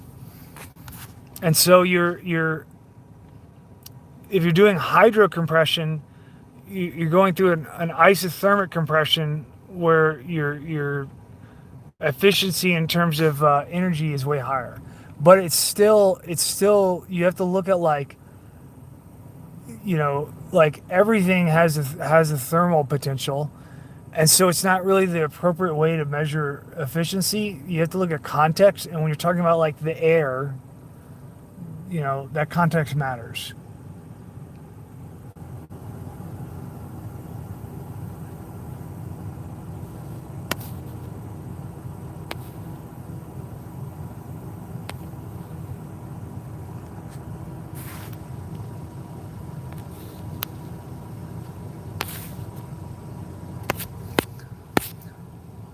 So Taylor, if you don't know the if you look up Taylor Tromp pump mines in Canada, there's this cat named Taylor who used to make mines in Canada that were very remote and had no infrastructure. And what happened was he was watching, he was like on a river in Canada in winter when the top of the river was frozen, you know, so you had like heavy ice. And the ice sheet, if you can imagine how heavy a frozen ice layer on top of a river is, you're talking like millions of tons, right? This is very heavy, very thick ice, especially in Canada. You're getting pretty significant freeze depth on water. Now the river, you know, it is a river, so it's dynamic. So underneath it, you do have flowing water. What happened was there was a natural waterfall with the flowing water breaking out of the ice because of the dynamic interactions between the ice and the water. It punches out. And so you have water flow even in freezing conditions because of the amount of water in the ice. The ice just can't contain it because it's such it's got all the dynamics, all the fucking dynamics, right? Unfair advantage. The fucking water comes down off the waterfall and plunges into the ice and punches a hole because it's just constant water flow. So it punches through there, and he's standing up there watching it. And what happens is that you get a time cycle where as the water is dropping, it entrains air into the water stream, and it impinges it into the pool of water through the fucking aperture that it created when it punched through the ice. Then what happens is that the air bubbles, right, you know, they rise up to the top. So you get an air pocket underneath the frozen ice river, and it builds and builds and builds, and it becomes so strong with pressure that it bursts and cracks the fucking river to release. And then, you know, so it lifts millions of tons of ice, pops it, and then the ice, as soon as it releases and goes back to the stasis pressure, it drops again with gravity, and then it refreezes, and this process just continues over and over again. And so Taylor saw this, and you know, it could have been anybody watching it, right? That could be somebody out on like a cigarette break watching that shit happen, and they're just like, wow, that's great, I need to go take a dump now. Taylor sees it, and he sees the potential of isothermic compression, And then so what he does is he diverts water into a chamber that he digs a chamber in the ground offset to the river. He diverts a certain amount of water flow and replicates the entire process using an underground chamber as made out of earth as the container for holding the air that bleeds off. And so this is just like a large scale Trump pump. The PSI that he can attain is ridiculous. It's super high PSI. And then he starts building mines like this in remote areas and runs entire mining operations, carving out fucking mountains or whatever he wants to do. And these facilities that he made ran continuously with no downtime, 24 hours a day, fucking all the time, with virtually no problems. I mean, I'm sure they were having to like replace pneumatic vanes and shit and tools, but like in terms of the air supply, this is a continuous operation for 70 years straight. They closed it down, I think, like in the 90s or something, or maybe the 80s is when they closed down the last one. That is the potential of pneumatics. And it's nowhere close. It's just a taste of the potential. It's nowhere close to the actual potential of pneumatics. The other things that pneumatics do are like, you can fucking run. I mean, you can run hot, cold. You can create hot and cold. You can create ice. There's so much that you can do with pneumatics, and it's a completely untapped energy source that is everywhere. It's everywhere in the world, with the exception of maybe like a desert.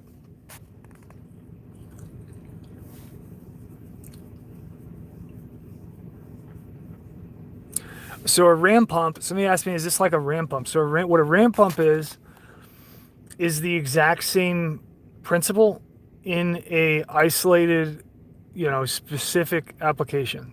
That's what a ram pump is. What we're really talking about in a broad sense is just gas and water. That's what we're talking about.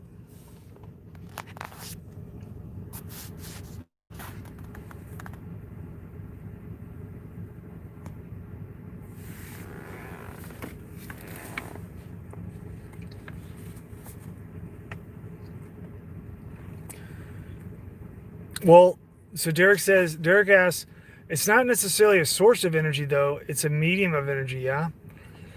So, I mean, I don't know, you tell me. I mean, the winds move, right? The winds move, the waters move, so they're already energized and it's all there in its potential and it's not being harvested. So the energy is there. It is energy in the medium of the water and the air, right? And what's happening now is that it's going on all over the planet with no use. Other than, you'll get like, I mean, obviously we use dams. Like we have the technology of dams. We have the technology of hydropower, or even like, water mills, windmills, things like that. So that we have used its energy in a mechanical potential before. But what I'm saying is that the idea of pneumatics, because it's like pneumatics is basically relegated to a consumer containment where it's like, you're buying like, at the biggest, you're buying like industrial compressors, for industry. But the ultimate purpose of it is not to be smart. The purpose of it is that that's just the quickest way to fucking get it done so that you can make your fucking funny bucks and go, get your hookers and blow or whatever. Right? That's like you're serving the beast, you're serving the money beast. It's not to free humanity. But what I'm saying is that the potential is all there, but you're under a control paradigm, and so you're using fucking fuel that is, limited. Not only that, fuel can be fucking synthesized pretty easily, and engines can be redesigned to more directly work off of syngas if you didn't even want to synthesize it. If you didn't want to render specific hydrocarbon chains out of stock, like syngas stock, you don't even have to, because you can just design engines to fucking run on syngas that account for tar and shit like that. But if you didn't want to, you could it wouldn't matter anyway because you can render gas, you can render gasoline, you can render kerosene, you can render tetraethyl, you can render fucking you know, alcohols, you can render fucking hexane, propane, like any of your hydrocarbon chains you can render from syngas. And what syngas is the you know, it's the gaseous phase of most of your biomasses without any oxygen present. You're gasifying biomass and you're getting syngas.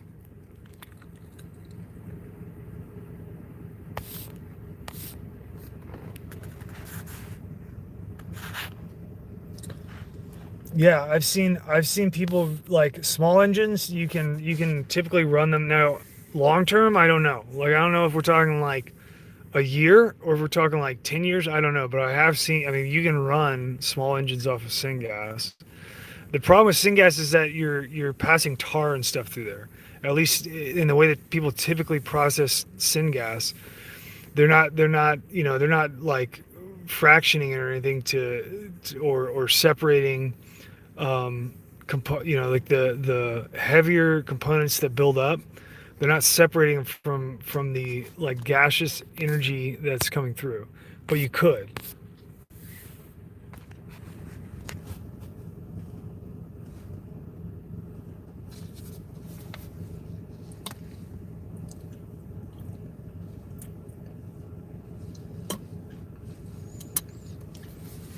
Yeah, Joe Jorgensen is a Zionist. Garen fucking T it. And Jorgensen is also the name of Jeff Bezos, by the way.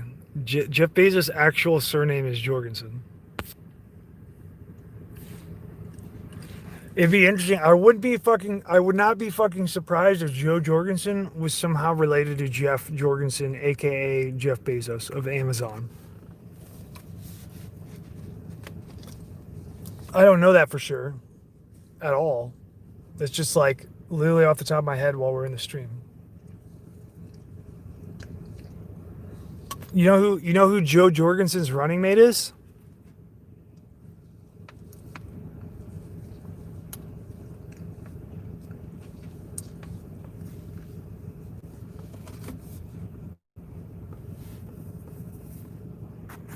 Yeah, Thomas Murphy's got it. Cohen. Joe Jorgensen's running mate is a Cohen.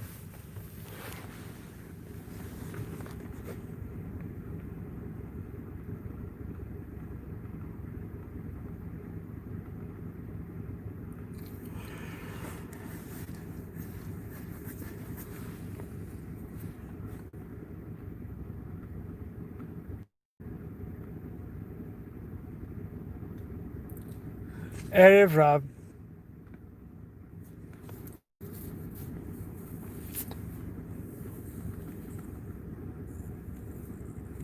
Yeah, you guys, this is going back to what Abdullah was discussing at the beginning of the stream. We're gonna wrap it up here soon. Abdullah was talking about the beginning of the stream. He went from thinking we need to stop dangerous people from taking power into the realization that like we're well beyond that. So you know this is the entire thing. Like you don't have a politic.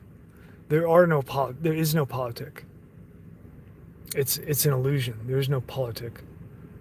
You've lost everything already. You're not going to get it back by the traditional means, because your traditional means that you're familiar with for your entire life is a fucking synthetic go fetch boy game. Okay? And so if you think you're going to take the traditional model of how you think you're going to take this shit back, it's not going to fucking work. And the reason why is because although you can go shoot somebody in the face, which you shouldn't do, you shouldn't hurt people. But besides that, you think you can go shoot somebody in the face, and you could, right? Like the bullets will, you know, you reality switches on, but this is much bigger than that. This is economic, and you know, like the people that are running this shit don't really care about you, and your life is expendable, you know.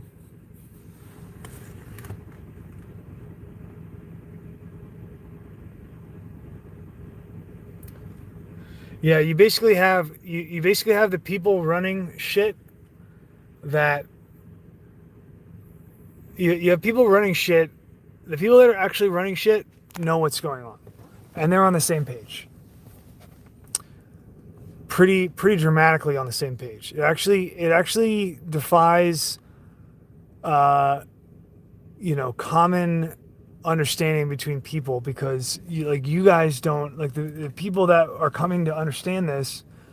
You guys don't have that kind of continuity in ethic between each other, right? Like, if you guys are doing that in this system, like, you guys are all fucking stab each other in the back.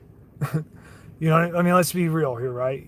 Like, you get a bunch of confused people in there, and they have no relationship whatsoever, other than, that's the thing with America, or with the world, is that the only tie between people nowadays in the production paradigm, like politic or something like that, the only tie, or national, or like the sense of nationalism. I'm talking about in application, not in like ideology, but like in application. The only tie that people have is, money. That's it. Like, you don't have, it's not like your family. It's not like you're all the same people or anything. You're all different. And so your only tie together is your slave money or your chain. That's the only thing that you have in common. And the people that run this don't have that, right? Because not only is the money fake, and they know that, but they're able to work together and not spill the beans and not stab each other in the back. If you haven't noticed, there's not a whole lot of, like, dramatic face shootings or, fucking bombings and shit in, like, the banking community. It does, although it does happen. It's very rare.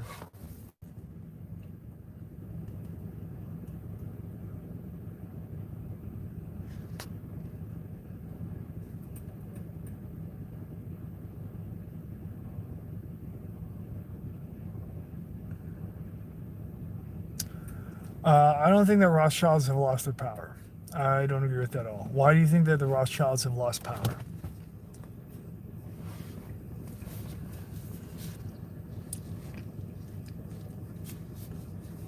And what's your definition of power?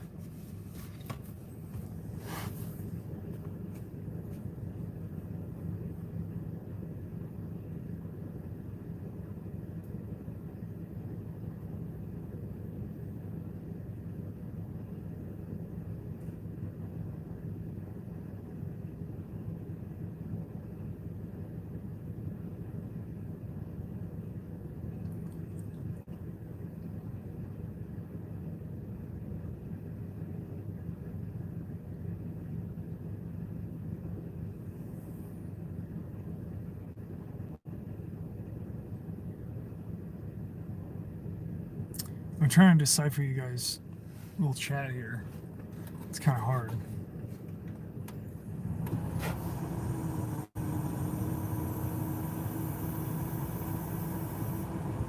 Is there a lot of bombings in Sweden? I wouldn't know.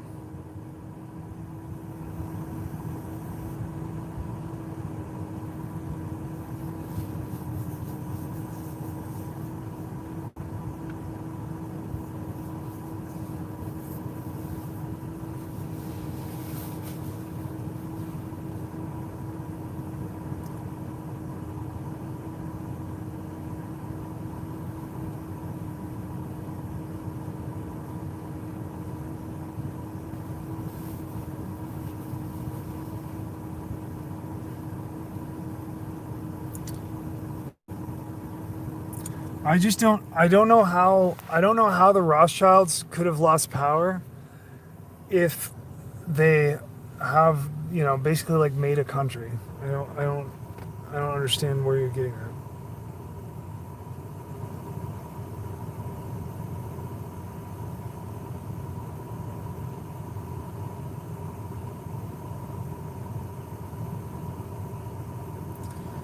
I mean, you do understand that, like, Rothschilds, like, they just, like, made Israel.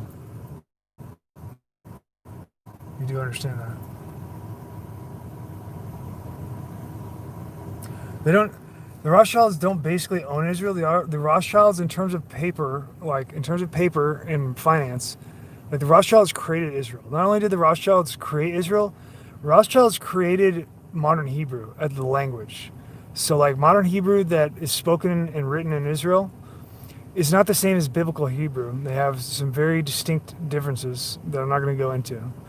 But the reason that it's pretty difficult to uh, introduce an entire language for like an entire country that is not the original language.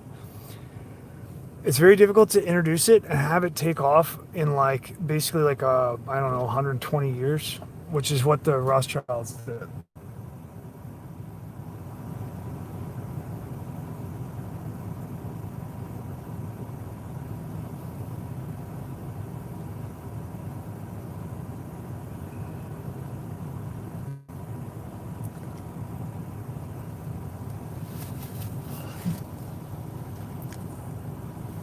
The modern Hebrew was created by Walter Rothschild, I believe, unless I'm mistaken. Oh well, whichever one's the French. It's from the French Rothschild house. Should have been the one that did Hebrew, development of Hebrew and introduction of it.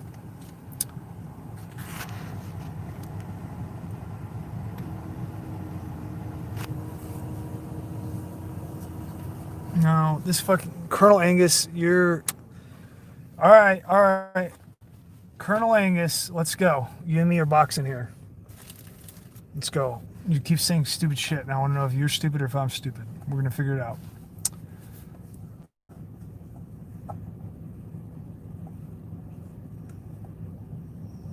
Let's go.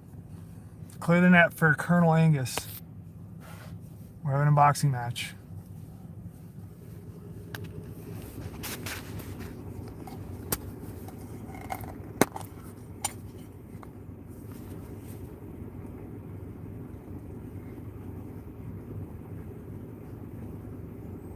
Okay. I guess I'm going to start. Colonel Angus, are you here?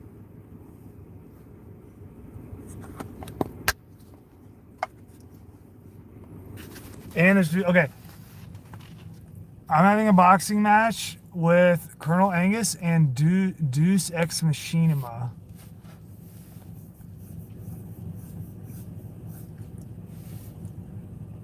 That's pretty much the only people I want talking. Okay. Okay. So, are you familiar with the period of absolutism and the court Jews? Are you familiar with this?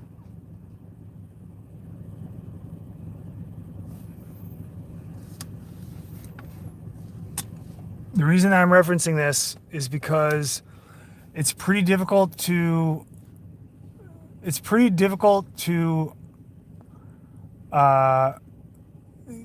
recount what we consider history, like Western history, through the period of post Rome, without acknowledging this. Okay, so that you understand this, so like I'm sure you're aware that like Germania, which would be like Erman, would those guys sacked Rome, right? And Rome was in a continuous battle with the Jews, right?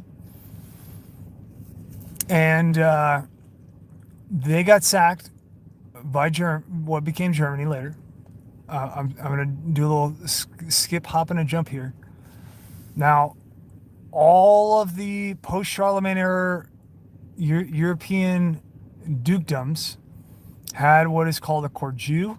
And the reason they all had court Jews is because the Jews had a trade network that spanned from fucking Asia to fucking, the edge of fucking Europe. And the Jews basically, the Jews had a long period of getting kicked the fuck out of pretty much every single European country for, what they ascribe as usury, but is essentially, causing so much chaos in the populations and hate and discontent in the citizenry with monetary fuckery that they're getting kicked out. That's the ultimately what it comes down to. And the relationship between the monarchs and dukedoms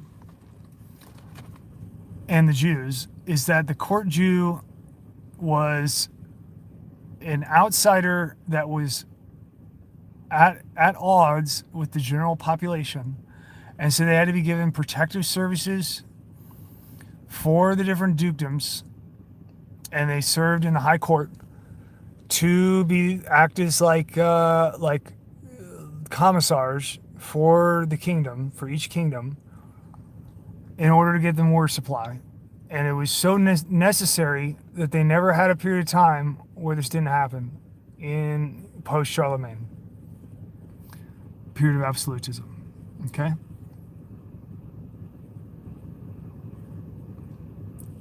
Now,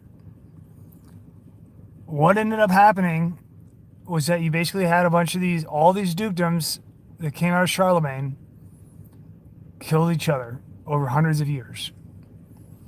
And in the very end, what happened was that all the court Jews emancipated themselves, meaning that they were able to separate themselves from the court and go into private retail finance.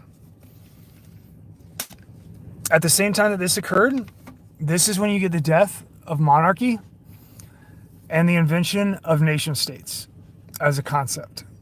And this would be the idea of like corporation, where you get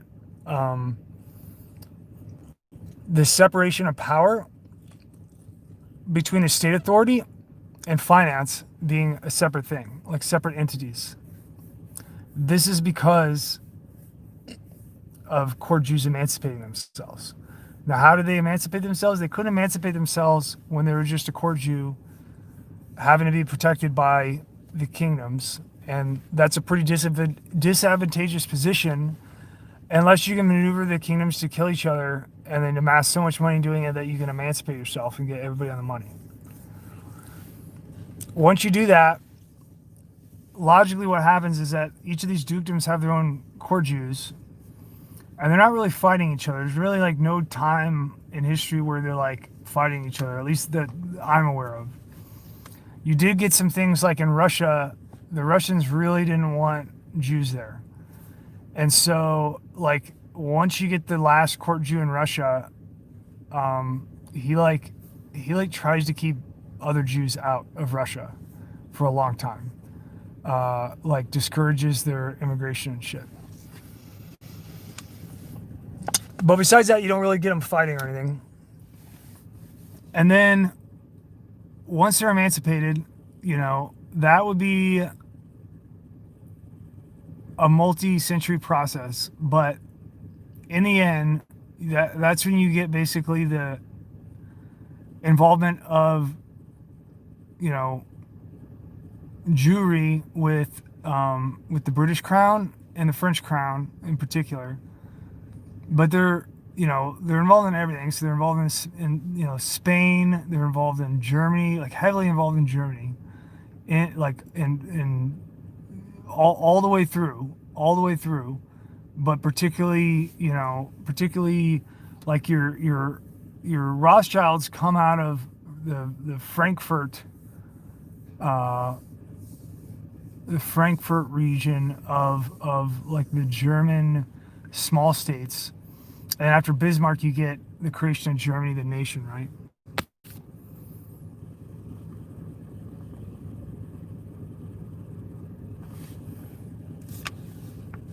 And so what I'm saying to you is that this is like a deducible and recorded history through finance. Right, by finance, you can determine these things. At least to my awareness, this is what is deduced.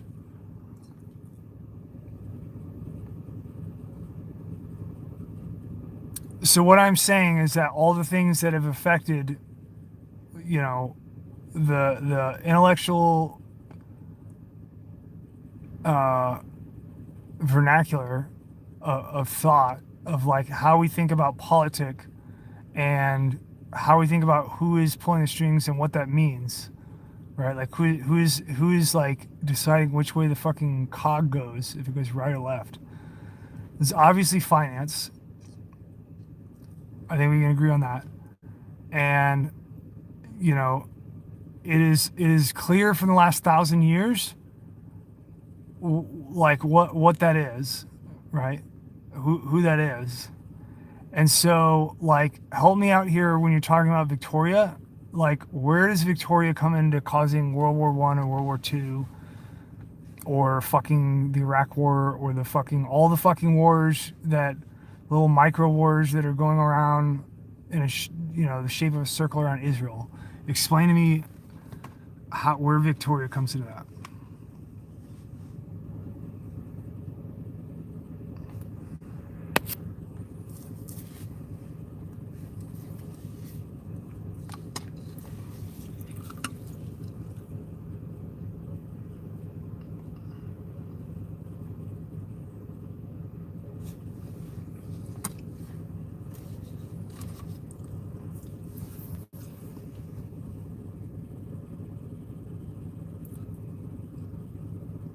I'm not saying. Did I say that they're creating finance? I didn't say that. I never said that. I'm familiar with fucking the Acadians. Acadians are Semitic.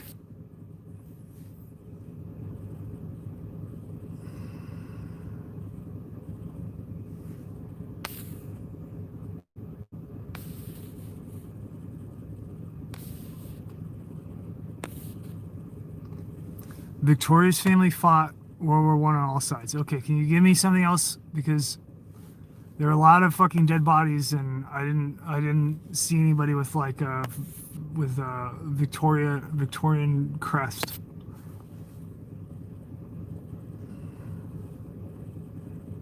Oh, nice. Did it work? The index card?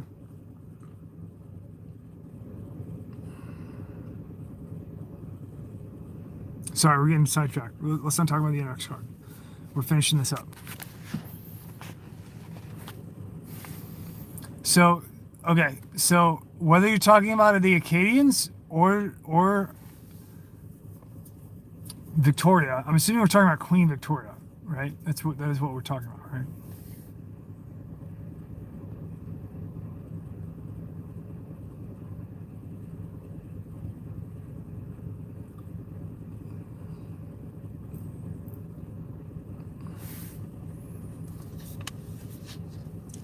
Of course.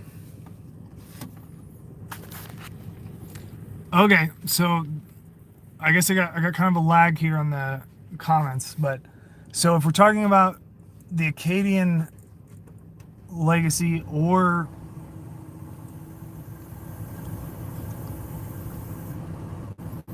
yeah, but you're talking about, I mean, Russian, Germany, England. Hang on, hang on.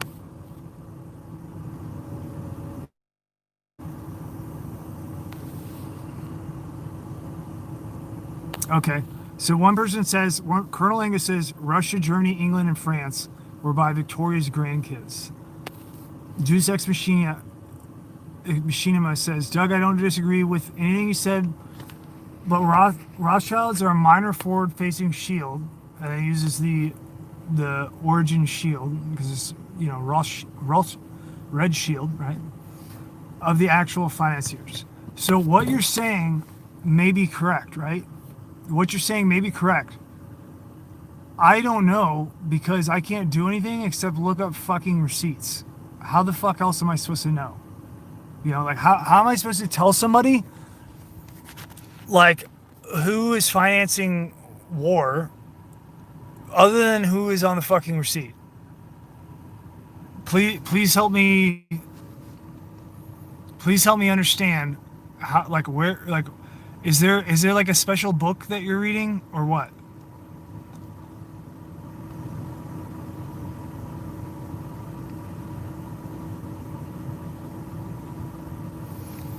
Okay, hold up.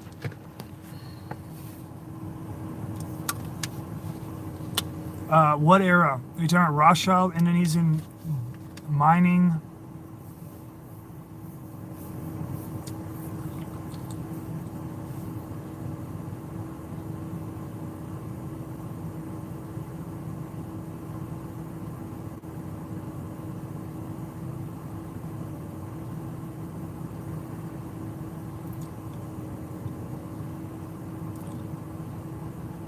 No, I'm not gonna write a fucking essay.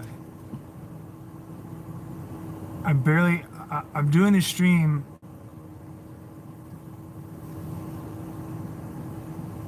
No, fucking they're not.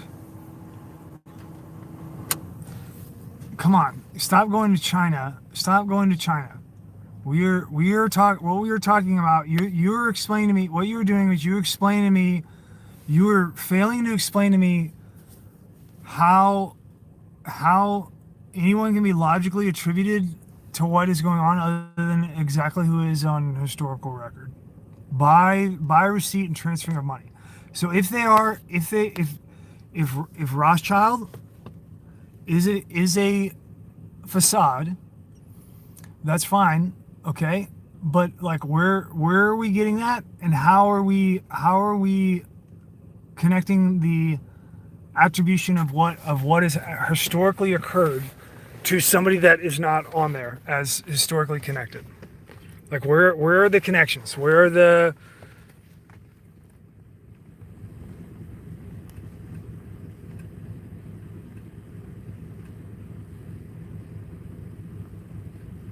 Oh, hey, we got the Luxembourg in here. Cool. I'm getting fucking fancy up in here, international.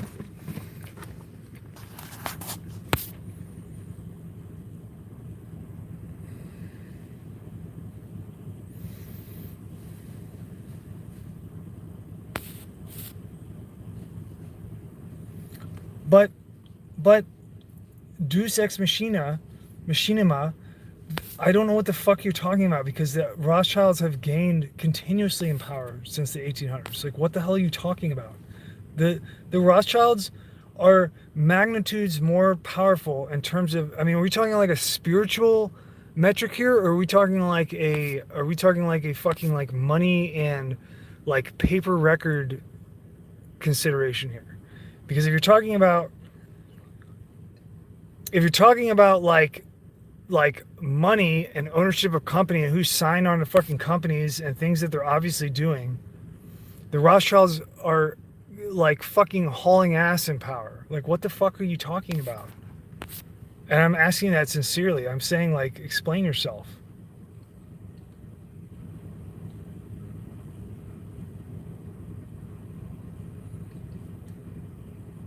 It doesn't explain anything. You're not explaining anything.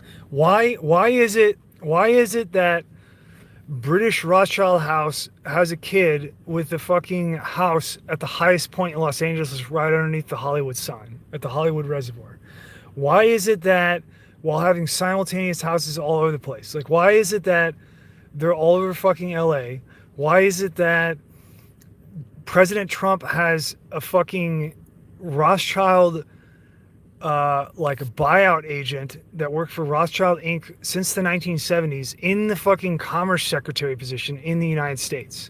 Why is that? Why does Rothschild House own all the debt of President Trump? Why the fuck did Rothschild House have like multiple presidents, like from the fucking post World War I on? Why did they fucking buy Hoover?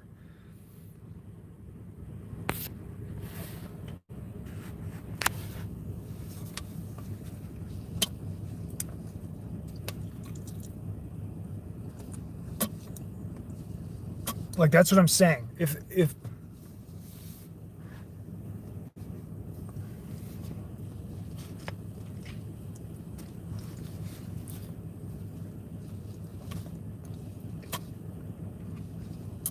like, I mean, we're talking like all this, right, is we're talking about a definitional. Yeah, they control a fucking lot more than America. We're talking about what we're talking about right now is the United States as the set, as the world reserve currency holder, right? Like that is what the entire frame of reference of discussion is about in terms of like politic, the concept of modern politic for the last 100 years. We're talking about the United States.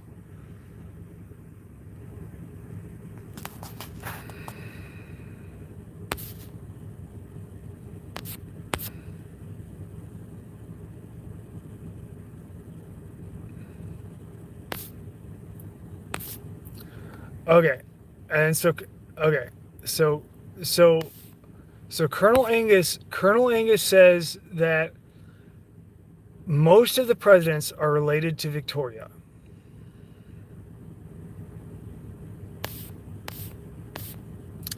And that includes Trump and Obama. And Deus Ex Machina says that China is the center of power of the world. That's what Deus Ex Machina says. Okay. So if people are related to Victoria, if they actually are, then that would be significant in terms of a bloodline, right? But what is the relationship to retail finance, which is like the nuts and bolts of how this shit is going? And for China, you know, China right now, China since industrialization has been getting their shit pushed in by industrialized nations and abused, and then now in reciprocation of the United States, world government has selected China to expand globalization as reciprocal for the consumption of like the first world model in order to build up China, in order to throw it against the first world model. And so like China is not fucking running shit. China is trying to break free. Like China is aware of world finance, and the way that it works is that world private retail finance loans to China.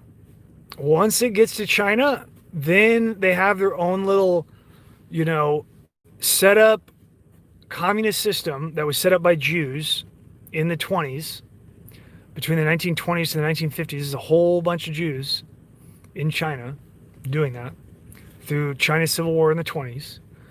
And once they got set up, then because of China's racial and ethnic homogeneity and their sense of like ethnic nationalism, that shit doesn't really fly.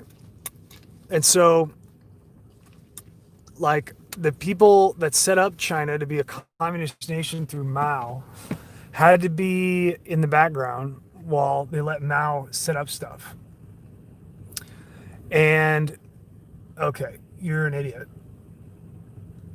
That's what it is. Okay, so you don't understand what communism is, I'm assuming.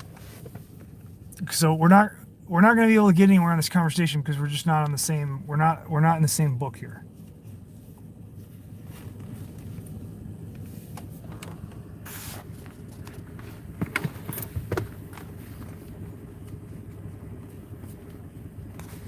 We're not in the same ballpark. We're not playing the same sport.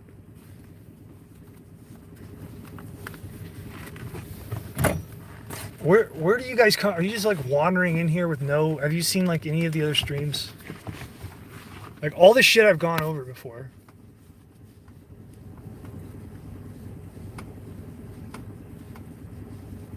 Okay, he's a spammer. Yeah, he's wasting time. Yeah. Yeah, no shit, their fucking government is not in possession of their industry. Fuck. No, they're not fucking communists. They're never fucking communists. There is no fucking communism, you retard. I swear to... Oh. You fucking idiots. Okay. Alright. All right, what do you guys want to talk about? I feel like I just had a boxing match with some people. You know, like we were trying to have a boxing match, and it was basically like it was like we were working on like technical hits, and then somebody just took their penis out of their pants, and they're just like, eh. And I was like, okay, that's not gonna work. And they're just like, ah.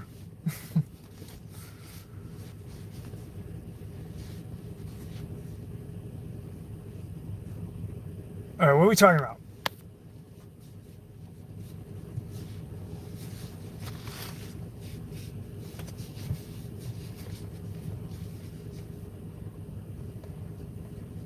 Declaration of Reformation.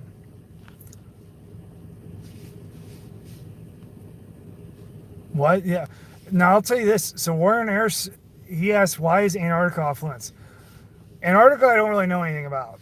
As far as I know, Antarctica is a big, bunch of cold stuff going on, and then they have a fucking medal that they give for people that go get stationed in their army because it sucks so bad, I guess.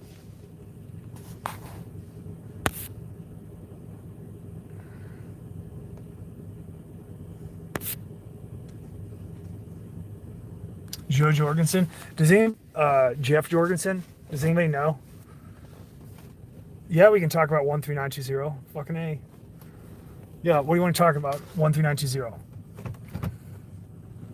It's not 02, it's 20.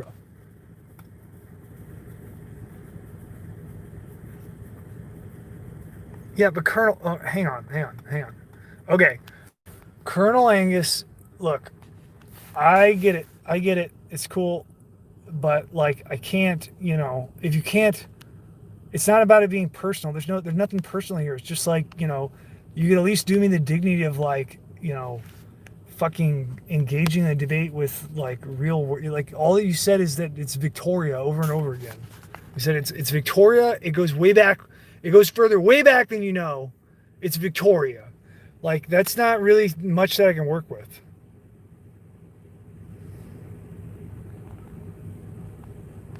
You know? So it's like, what do you want me to tell you?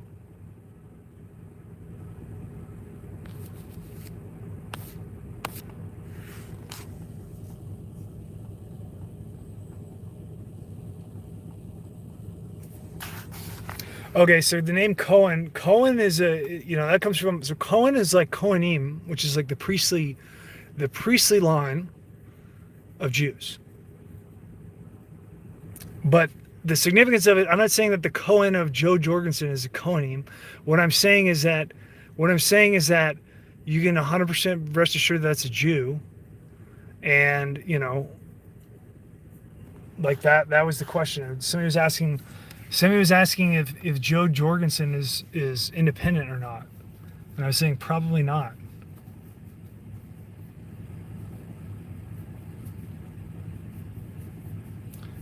Okay, Colonel Angus is still going. That's not my point. My point is that the Rothschilds are servants. Servants of whom? Of Victoria.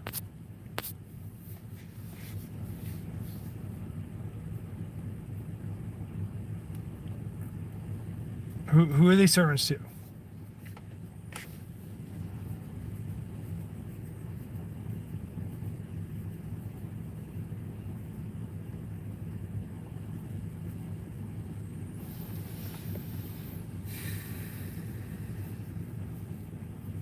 Yeah, I mean, if anybody's operating, I mean, pretty much if somebody's not in here just burning fucking banks down, then they're probably not a good fucking candidate to lead anybody. The royal families. Who the fuck are the royal families? I mean, could you be any more vague and waste our time anymore? I mean, fuck's sake. Like you're over here talking about like making it personal and shit, like you're complaining. You're fucking wasting everybody's time in here, and you're still going.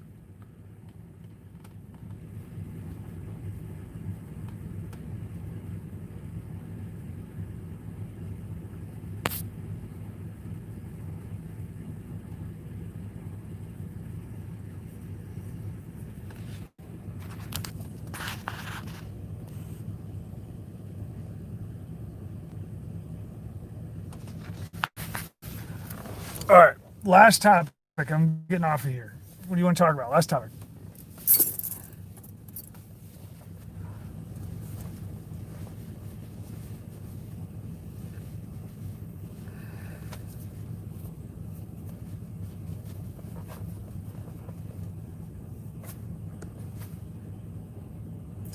Didn't you think I'm upset?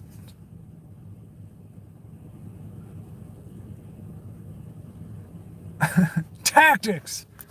I want to talk tactics. All right, here's your tactic, okay? This is what you're going to do, okay? When people start getting shot, okay? What's going to happen is that you're going to no, I probably don't want to say that one actually. Never mind. I don't know about Maxwell. I don't know anything about her. I mean, I know that she's, fucking dirty as fuck. I don't know what the deal is with her. I guess she got picked up.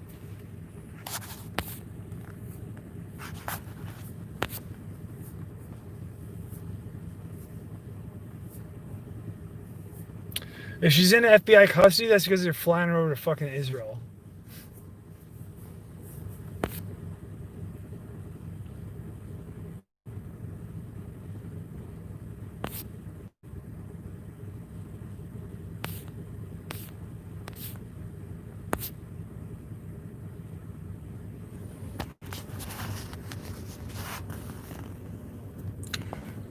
Israel or fucking Switzerland or something.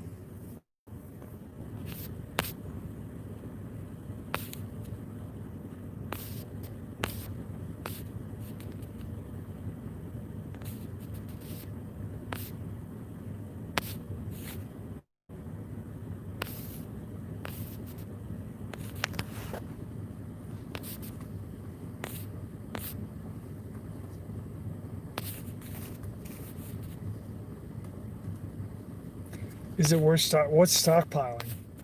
I mean, I would have some bullets probably. That's just useful.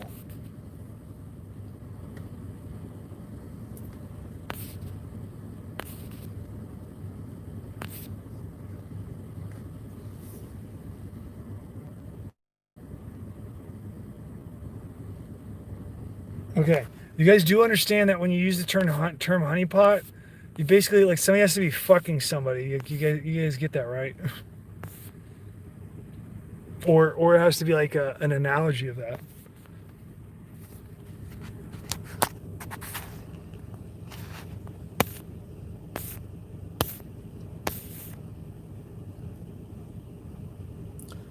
Propertarianism? What's that? In Richmond, Virginia? What's a propertarianism conference?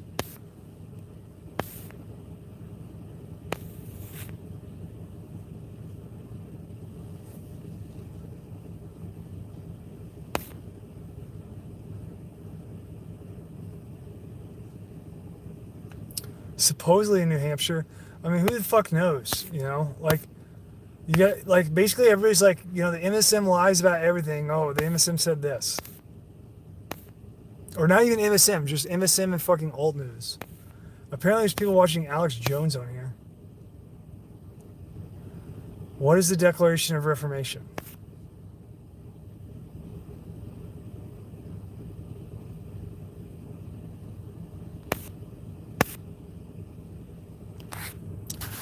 Well, if it uses money, if propertarianism is a system that reduces all questions of ethics to the right to own property, and if you're using the monetary system that's here, then basically you're going to have a fucking giant bowling pin in your ass that has Rothschild stamped on it. That's where you're going to end up.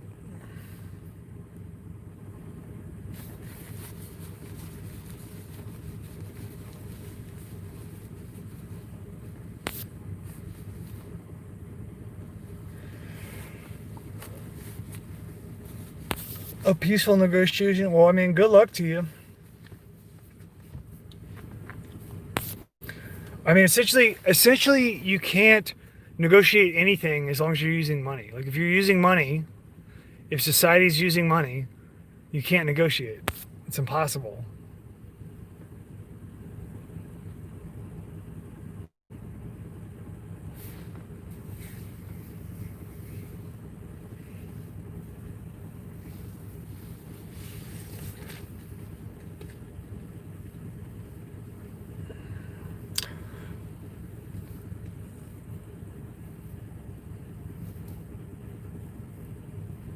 Yeah, exactly. Christian says negotiations require you to have something the other side wants. Exactly. The the to negotiate, you have to have something the other, like you have to have something the other side wants in terms of politic, like in dynamic politic, you have to have power. Like you have to have some element of power. If you don't have any power and you don't have anything that they want, then like how are you going to negotiate anything? You don't, like, and the power comes from, I mean, they can literally right now, they could, like, let's say that you had prepartarians or whatever.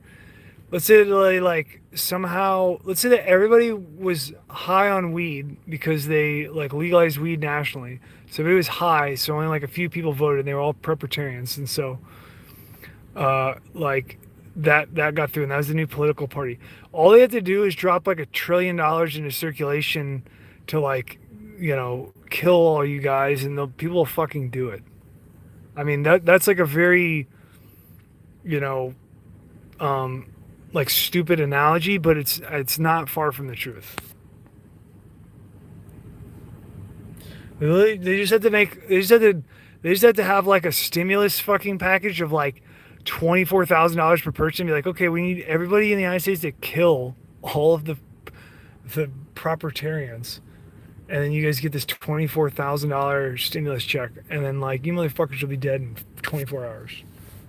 I mean, they're not going to do that, obviously. I'm trying to, I'm doing a stupid, compressed analogy to demonstrate the problem of money.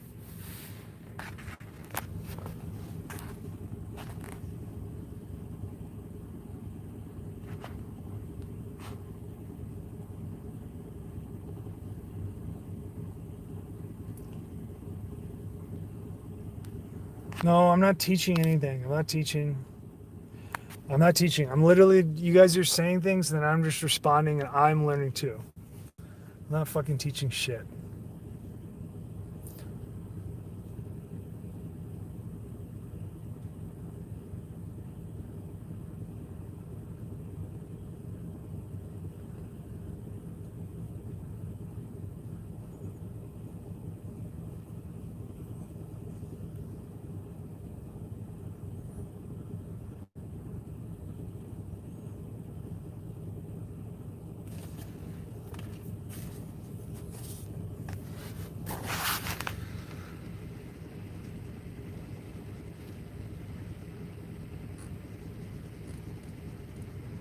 I don't even know what that means. I'm sorry. I don't know what the lemon with a 3 is.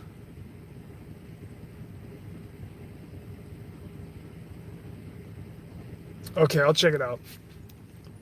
Propertarianism.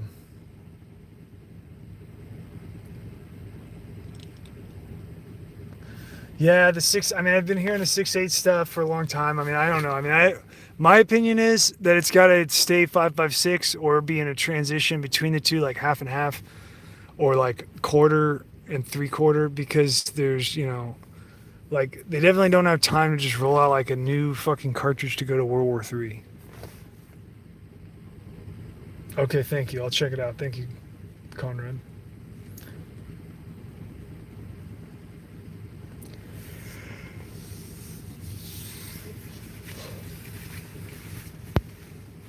So my basic thesis here, in like, I hear a lot of ideas, and my basic thesis is that your politic, like, people focus on politic and law as like what is corrupt or what is like broken, right? It's not that. It's the things that you can't change. The things that you don't get a vote to change, those are the things that are broke. The shit that you can vote on, it can fucking change hands 1,000 times. It's not going to matter. The energy that it uses in order to, perpetuate itself, that is what's broken. The original United States didn't have fucking money. You know what I mean? Like, literally, when the United States started, it didn't have money, and they just had to make shit up based off of the models that they already knew. So what they were doing when they were coming up with the colonial script and shit like that, this would have been like Ben Franklin time. What happened in the colonies is that they didn't know anything else except money, so they just fucking like replicated money in the most sound way that they could conceive. And it worked. And the reason why, for a short period of time, it worked was because it was isolated from the international monetary system. As the United States started trading, it poisoned the continuity of their money. And then you started to get fucking currency changes over and over and over until now you have like world reserve currency with no backing. It's fucking bonkers. And that's, like that was the goal the whole time, but there was a giant ocean in the way back then and people with muskets over here. And so it's kind of like, stagnated a little bit, because of practicality. But the problem with the United States has nothing to do. I mean, our laws are just they're passing like 1 million laws a day in a truckload of documents that just get signed off on. They're the fucking political parties are completely 100% saturated with people that are running them that stay there in each state. So you can't even get into the political party without, you either have to play ball or they got to have something on you so they know that you're going to be good to go, and that's it. And so like the political parties are fake. It's just all the same control paradigm. And that's what fucking rules this shit. And so like the political parties, by making a new political party, you're not addressing that issue. By making a new political party, you're not addressing the issue of finance, which is what is actually causing all this shit. And that's why I'm, like incredibly skeptical of any kind of ideological tangential solution to this giant issue. The issue is primarily financial. It's primarily economic. And when I say that the issue is economic, I don't mean that it's like the color of your fucking money. What I mean is that the issue is the technology of money and the way that we assume that it functions, which doesn't match the way that it actually functions. And the denial of humanity to accept this obvious, fucking blaringly obvious facet of money, which is that like despite anyone's best intentions over hundreds and hundreds of years, you just can't help but somehow getting fucked in the ass at the end of the day. This is like, this is probably a facet of the actual technology of money, not what you say the technology of money is. Like the person that's like going to the feeding trough and pulling a fucking scoopful of feed out with their hand and like squeezing the juice out and going like, look, this is good shit right here.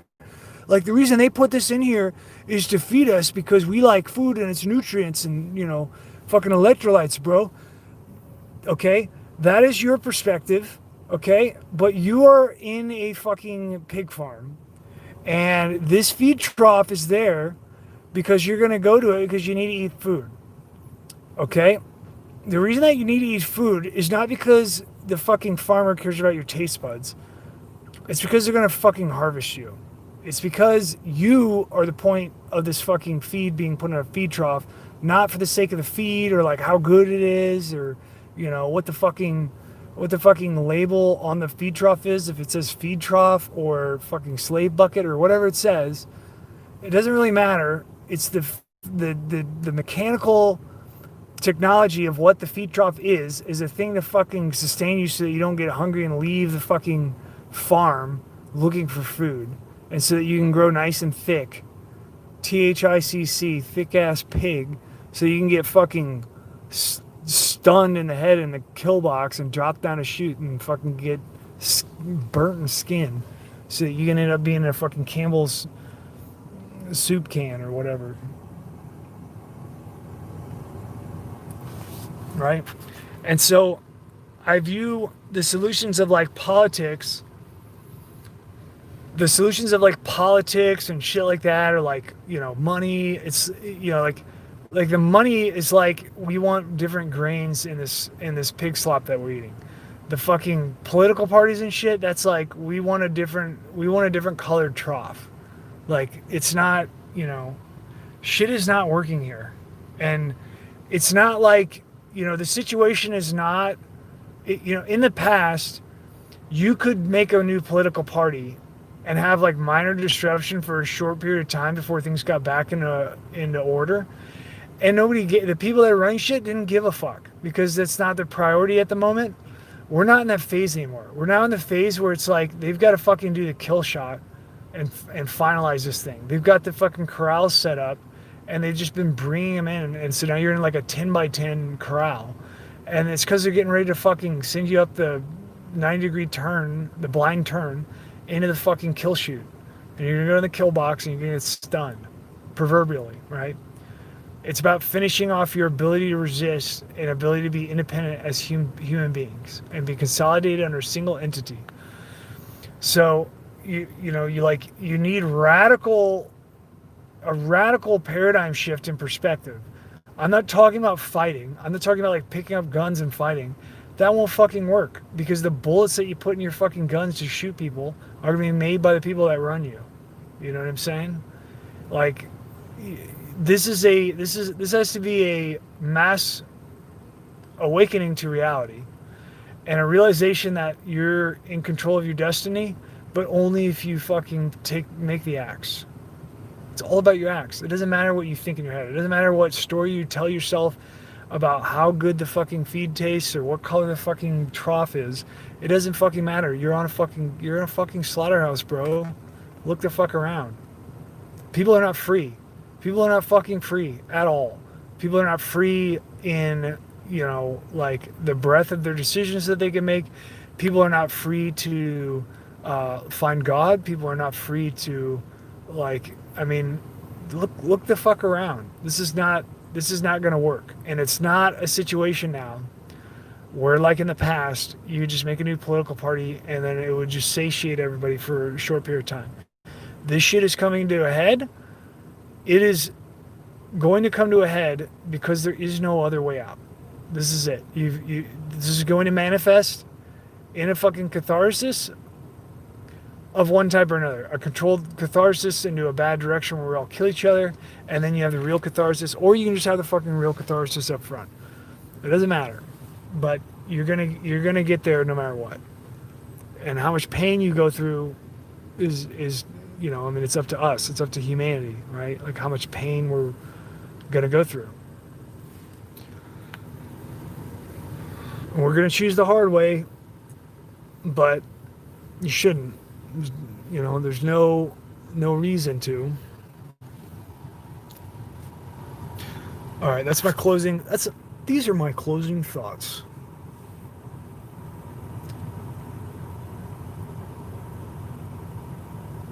No, that's a great start. Ernest is doing that is about everything that you can do in your individual capacity. And if everybody did exactly what you're doing, if everybody took a few years, now unfortunately we're getting really close now, so things are going to start getting crazy. But like, let's say that we went back to the 90s. If everybody did what Ernest did and was making kids, keeping them off the system, not fucking letting people take them away from you by inundating them, getting property owned as much as is possible legally, getting it completely owned, and then making a plan to like pass it down generationally. If every single person in the United States did that, then they wouldn't need anything. Like, they wouldn't need to be lent anything or to be fed. They wouldn't need water delivered. They wouldn't need fucking power delivered if they came up with a power solution. They wouldn't need fucking driver's license or cars that are, the way they are. I mean, we wouldn't need anything. So it's like, you're doing exactly the best that you can in this situation. And there's not, as an individual, there's not much else that you can do except for acknowledge and reflect truth to others when it presents itself.